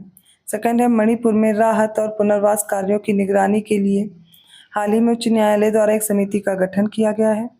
थर्ड है, मणिपुर उच्च न्यायालय की पूर्व मुख्य न्यायाधीश न्यायमूर्ति गीता मित्तल को राहत और पुनर्वास कार्यों की निगरानी के लिए समिति का अध्यक्ष नियुक्त किया गया है। उपयुक्त में से कौन सा कथन सही है? राइट आंसर ऑप्शन डी पहला और दूसरा कथन सही है, तीसरा गलत है क्योंकि यहाँ पर जम्मू कश्मीर उच्च न्यायालय की पूर्व मुख्य न्यायाधीश हैं न्यायमूर्ति गीता मित्तल, ना कि मणिपुर की। 122वां प्रश्न है, निम्नलिखित कथनों पर विचार करें। पहला है, रॉकी और प्रीडेटर फिल्मों के मशहूर हॉलीवुड एक्टर कार्ल वेदर्स का हाल ही में निधन हो गया है। सेकंड है, उत्तराखंड में विश्व प्रसिद्ध बद्रीनाथ धाम के मुख्य पुजारी ईश्वरी प्रसाद नंबूदरी को हाल ही में केरल में शंकर स्मृति पुरस्कार से सम्मानित किया गया है। थर्ड है, न्यायमूर्ति रितु बाहरी को हाल ही में उत्तराखंड उच्च न्यायालय के मुख्य न्यायाधीश के रूप में नियुक्त किया गया है। फोर्थ है, उत्तरी आयरलैंड की संसद ने हाल ही में आयरिश राष्ट्रवादी मिशेल ओनील को पहली बार प्रथम मंत्री नियुक्त किया है। कौन से कथन सही हैं? राइट आंसर ऑप्शन डी सारे। 123 क्वेश्चन है, निम्नलिखित कथनों पर विचार करें। पहला, जब पानी को 0 डिग्री सेंटीग्रेड से 10 डिग्री सेंटीग्रेड तक गर्म किया जाता है तो उसका आयतन पहले से घटता है और फिर बढ़ता है। सेकंड, उबलता पानी आग को सबसे जल्दी बुझा सकता है। थर्ड है, संवहन द्वारा गैसों और द्रवों की ऊष्मा का स्थानांतरण हो सकता है। फोर्थ है, जब पानी से भरे गिलास में तैरता हुआ बर्फ का टुकड़ा पिघलता है तो पानी का स्तर बढ़ जाएगा। अब इनमें से कौन से कथन सही है? राइट आंसर ऑप्शन है पहला, दूसरा और तीसरा चाहिए सही है, चौथा गलत है क्योंकि जब पानी से भरे गिलास में तैरता हुआ बर्फ का टुकड़ा पिघलेगा तो पानी के स्तर में कोई चेंज नहीं होगा, वही रहेगा। 124 क्वेश्चन है, नीचे 2 कथन दिए गए हैं, कभी कथन है, दूसरा इसका कारण है। बताइए कौन से विकल्प सही हैं। पहला है, लोलक का आवर्तकाल गर्मियों में बढ़ता है और सर्दियों में घट जाता है। कारण है क्योंकि लोलक की लंबाई गर्मियों में बढ़ जाती है और सर्दियों में सिकुड़ जाती है। उपरोक्त में से कौन से विकल्प सही हैं? राइट आंसर ऑप्शन है ए और दोनों सही हैं। कथन कारण की सही व्याख्या करता है। 125 क्वेश्चन है, बैरोमीटर की सहायता से मौसम के पूर्वानुमान में संबंधित गलत विकल्प का चयन कीजिए।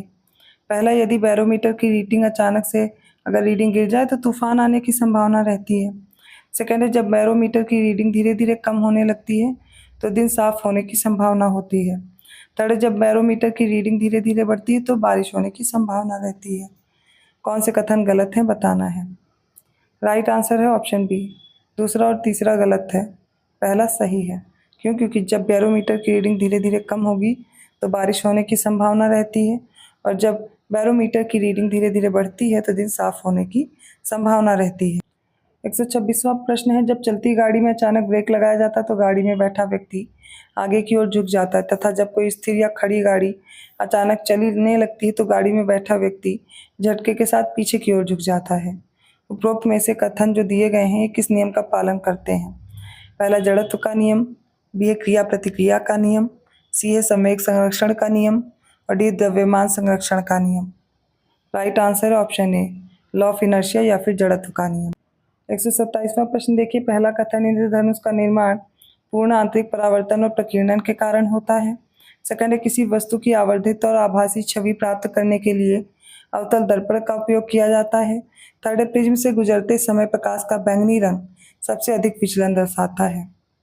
कौन से कथन सही हैं? राइट आंसर होगा ऑप्शन सी, पहला, दूसरा और तीसरा कथन सही है। ऐसे साइंस के क्वेश्चन हमेशा पूछे जाते हैं और ये जो टेस्ट है बिल्कुल सटीक है। ऐसे प्रश्नों को तैयार करते रहें, जो इस टेस्ट में दिए गए उनको अच्छे से प्रिपेयर करिए और कोशिश कीजिए कि अब ये प्रश्न गलत ना हो। 128 क्वेश्चन है, निम्नलिखित कथनों पर विचार करें। पहला है नाइक्रोम तार का उपयोग हीटर, ब्लोअर और इमर्शन रॉड आदि में किया जाता है। सेकंड है टंगस्टन तार का उपयोग विद्युत बल्ब में किया जाता है। थर्ड है हेलोजन लाइट्स में पारा और फॉस्फोर का उपयोग किया जाता है। और फोर्थ है CFL और ट्यूबलाइट में टंगस्टन और सोडियम मिश्र धातु का उपयोग किया जाता है। कौन सा कथन सही है? राइट आंसर है ऑप्शन इसका ए, पहला और दूसरा कथन सही है, तीसरा और चौथा गलत है, क्योंकि हाइलोजन लाइट्स में टंगस्टन और सोडियम मिश्र धातु का उपयोग होता है। CFL और ट्यूबलाइट में पारा और फॉस्फोर का यूज किया जाता है। 129 क्वेश्चन है, निम्नलिखित कथन देखिए और सही उत्तर चुनिए। पहला, आयोडीन और पोटेशियम क्लोराइड के मिश्रण से आयोडीन को ऊर्ध्वपातन विधि द्वारा अलग किया जाता है। सेकंड है, प्रतिविकर्ण नली में सबसे अधिक उपयोग की जाने वाली वस्तु पारावाष्प और नियॉन है। थर्ड है, क्रोमेटोग्राफी तकनीक का उपयोग मिश्रण से पदार्थों को अलग करने के लिए किया जाता है। और फोर्थ है, वनस्पति तेल से वनस्पति घी बनाने में प्रयुक्त गैस हाइड्रोजन है। कौन से कथन सही हैं? राइट आंसर ऑप्शन बी, पहला, तीसरा, चौथा सही है। दूसरा गलत है, क्योंकि इसमें जो उपयोग की जाने वाली वस्तुएं पारावाष्प और आर्गन है, ना कि इसमें नियॉन होगी। 130वां प्रश्न है, निम्नलिखित कथनों पर विचार करें। पहला है, कैल्शियम सल्फेट की उपस्थिति के कारण जल में स्थायी कठोरता उत्पन्न हो जाती है। पानी में मौजूद होने के कारण पानी को उबालने के बाद भी इसकी स्थायी कठोरता दूर नहीं होती है। सेकेंड है, ठोस कार्बन डाइऑक्साइड का उपयोग आइसक्रीम के निर्माण और एक प्रभावी शीतलक के रूप में किया जाता है। थर्ड, एल्यूमिनियम का अयस्क होने के कारण कार्बोरेंडम में एल्यूमिनियम के गुण होते हैं जो कठोर और लचीला होता है। कौन से कथन सही हैं? राइट आंसर ऑप्शन डी, पहला और दूसरा सही है, तीसरा गलत है, क्योंकि एल्यूमिनियम का अयस्क होने के कारण कार्बोरेंडम में एल्यूमिनियम के गुण तो होते हैं, कठोर भी होता है, लेकिन लचीला नहीं होता है। 131वां प्रश्न है, निम्नलिखित कथन देखें। पहला है, क्यूप्रिक ऑक्साइड कांच को गहरा नीला रंग देता है। सेकंड है, ग्लिसरॉल एक कार्बनिक यौगिक है या सांद्र नाइट्रिक एसिड और सांद्र सल्फ्यूरिक एसिड की उपस्थिति में नाइट्रोग्लिसरीन बनाता है। थर्ड है, प्राकृतिक रबर आइसोप्रीन का एक बहुलक है जो रबर के पेड़ से लेटेक्स के रूप में प्राप्त होता है। कौन से कथन सही है? राइट आंसर ऑप्शन बी, दूसरा और तीसरा सही, पहला गलत है, क्योंकि ये यहाँ पर क्यूप्रिक ऑक्साइड नहीं, कोबाल्ट ऑक्साइड है जो कांच को गहरा नीला रंग देता है। 132वां क्वेश्चन है, निम्नलिखित कथन देखिए। पहला है, गहरे समुद्र में गोताखोर हवा के स्थान पर सांस लेने के लिए हीलियम और ऑक्सीजन के मिश्रण का उपयोग करते हैं। सेकेंड है, सोडा वाटर की बोतल खोलने पर निकलने वाली गैस कार्बन डाइऑक्साइड है। थर्ड है, एथिल अल्कोहल को मेथनॉल और पायरिडीन मिलाकर पीने योग्य बनाया जाता है। फोर्थ है, पेट्रोल और डीजल के अधूरे जलने से कार्बन डाइऑक्साइड गैस उत्पन्न होती है। कौन से कथन करेक्ट हैं? ऑप्शन ए सही है, पहला, दूसरा, तीसरा सही है।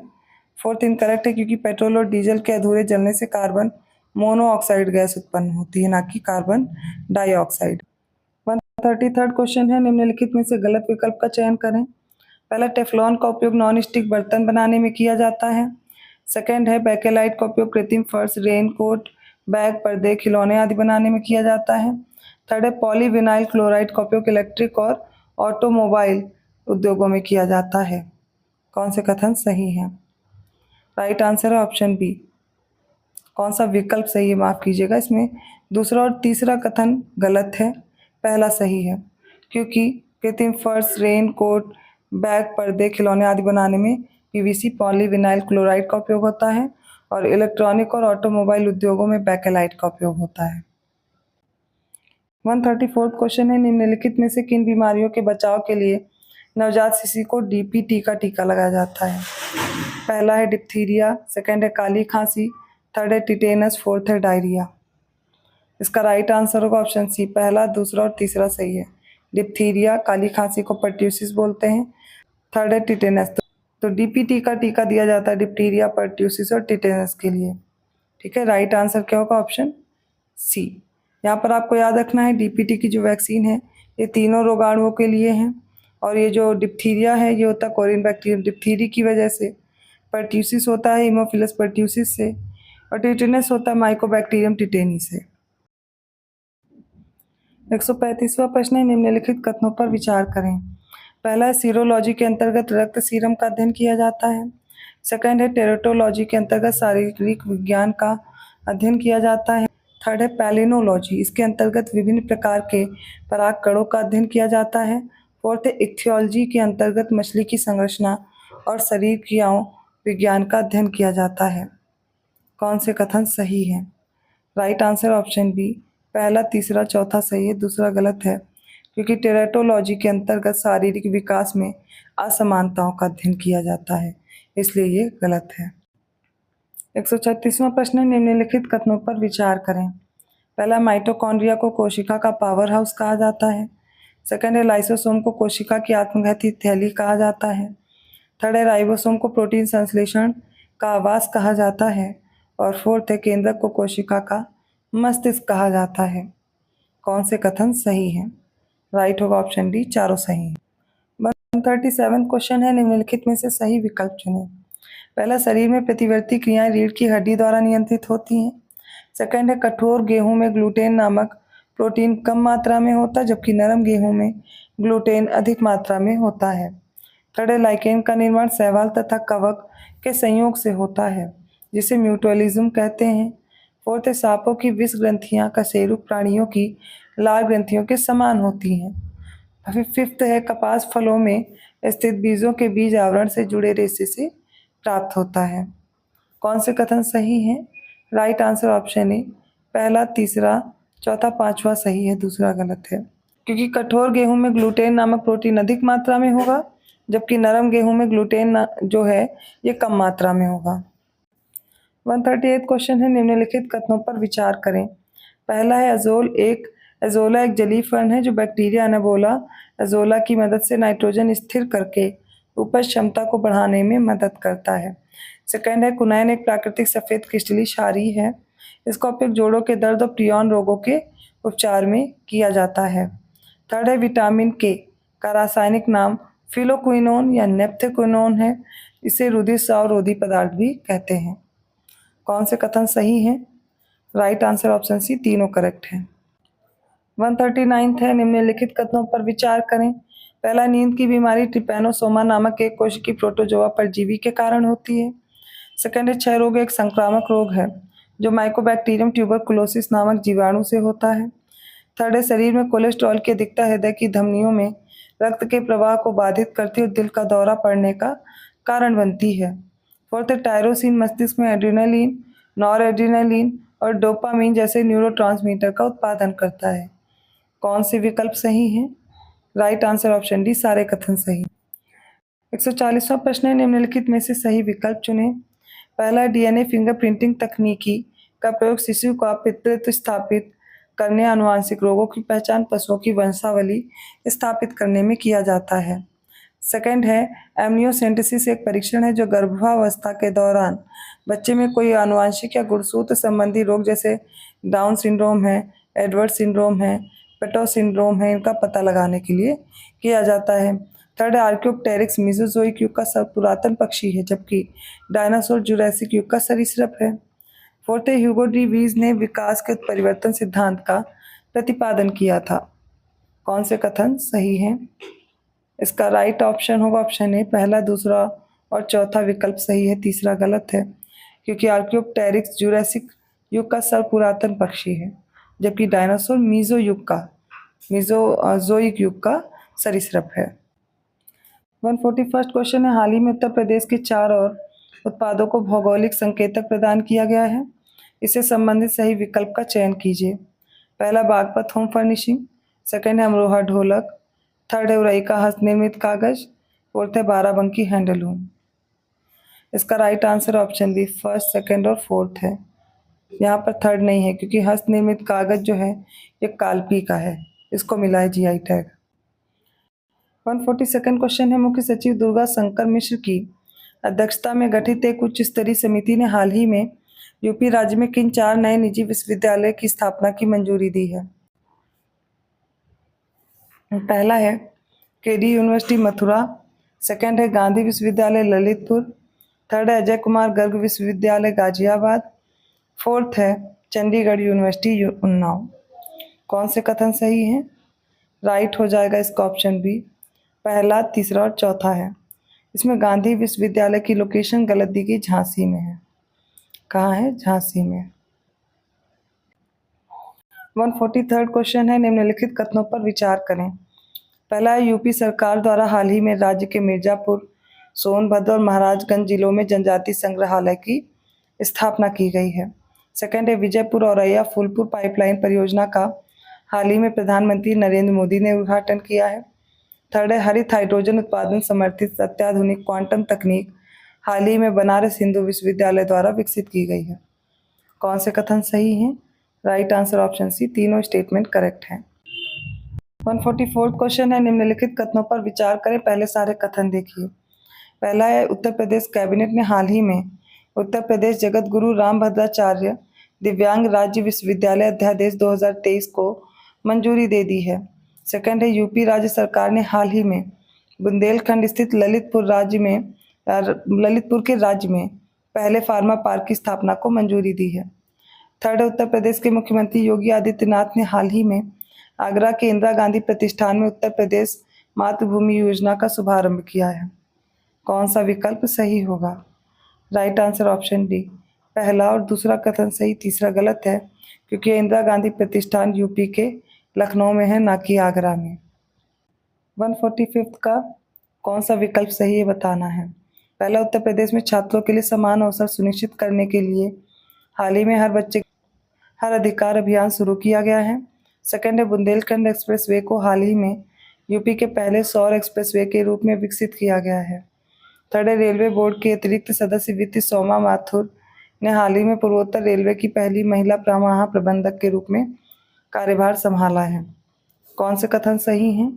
राइट आंसर ऑप्शन सी, तीनों स्टेटमेंट करेक्ट है। 146 क्वेश्चन है, निम्नलिखित में से सही विकल्प चयन कीजिए।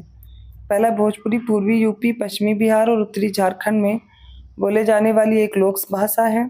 सेकंड है राष्ट्रीय जैविक खेती केंद्र फरीदाबाद यूपी में है। थर्ड है कृषि अनुसंधान परिषद लखनऊ यूपी में है।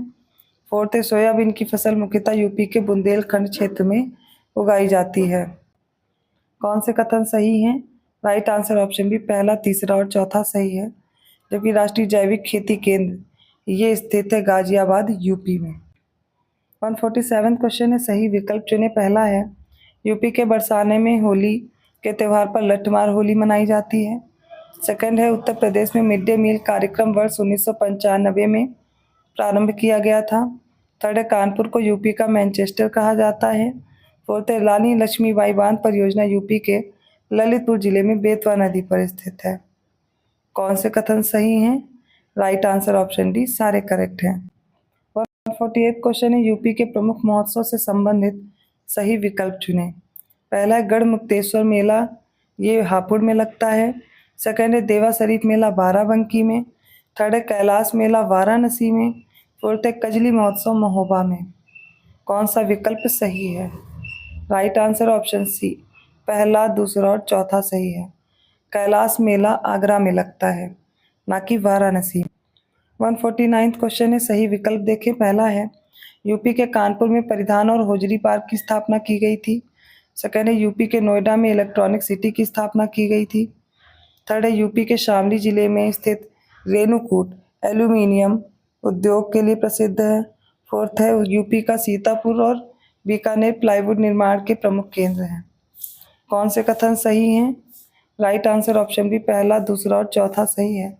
तीसरा गलत है, क्योंकि यूपी का शामली जिला नहीं है, सोनभद्र है, जहां पर रेणुकूट एल्यूमिनियम उद्योग है। आज के सेट का लास्ट क्वेश्चन है, निम्नलिखित में से सही विकल्प चुनें। पहला, यूपी का सबसे बड़ा पक्षी अभ्यारण्य लाख बहुसी पक्षी अभ्यारण्य है। सेकंड है यूपी का सबसे छोटा पक्षी अभ्यारण्य पटना पक्षी अभ्यारण्य है। थर्ड है यूपी का सबसे बड़ा वन्यजीव अभ्यारण्य महावीर स्वामी वन्यजीव अभ्यारण्य है। और फोर्थ है यूपी का सबसे छोटा वन्यजीव अभ्यारण्य हस्तिनापुर वन्यजीव अभ्यारण्य है। इनमें से कौन से ऑप्शंस करेक्ट होंगे? इसका राइट आंसर हो जाएगा ऑप्शन ए।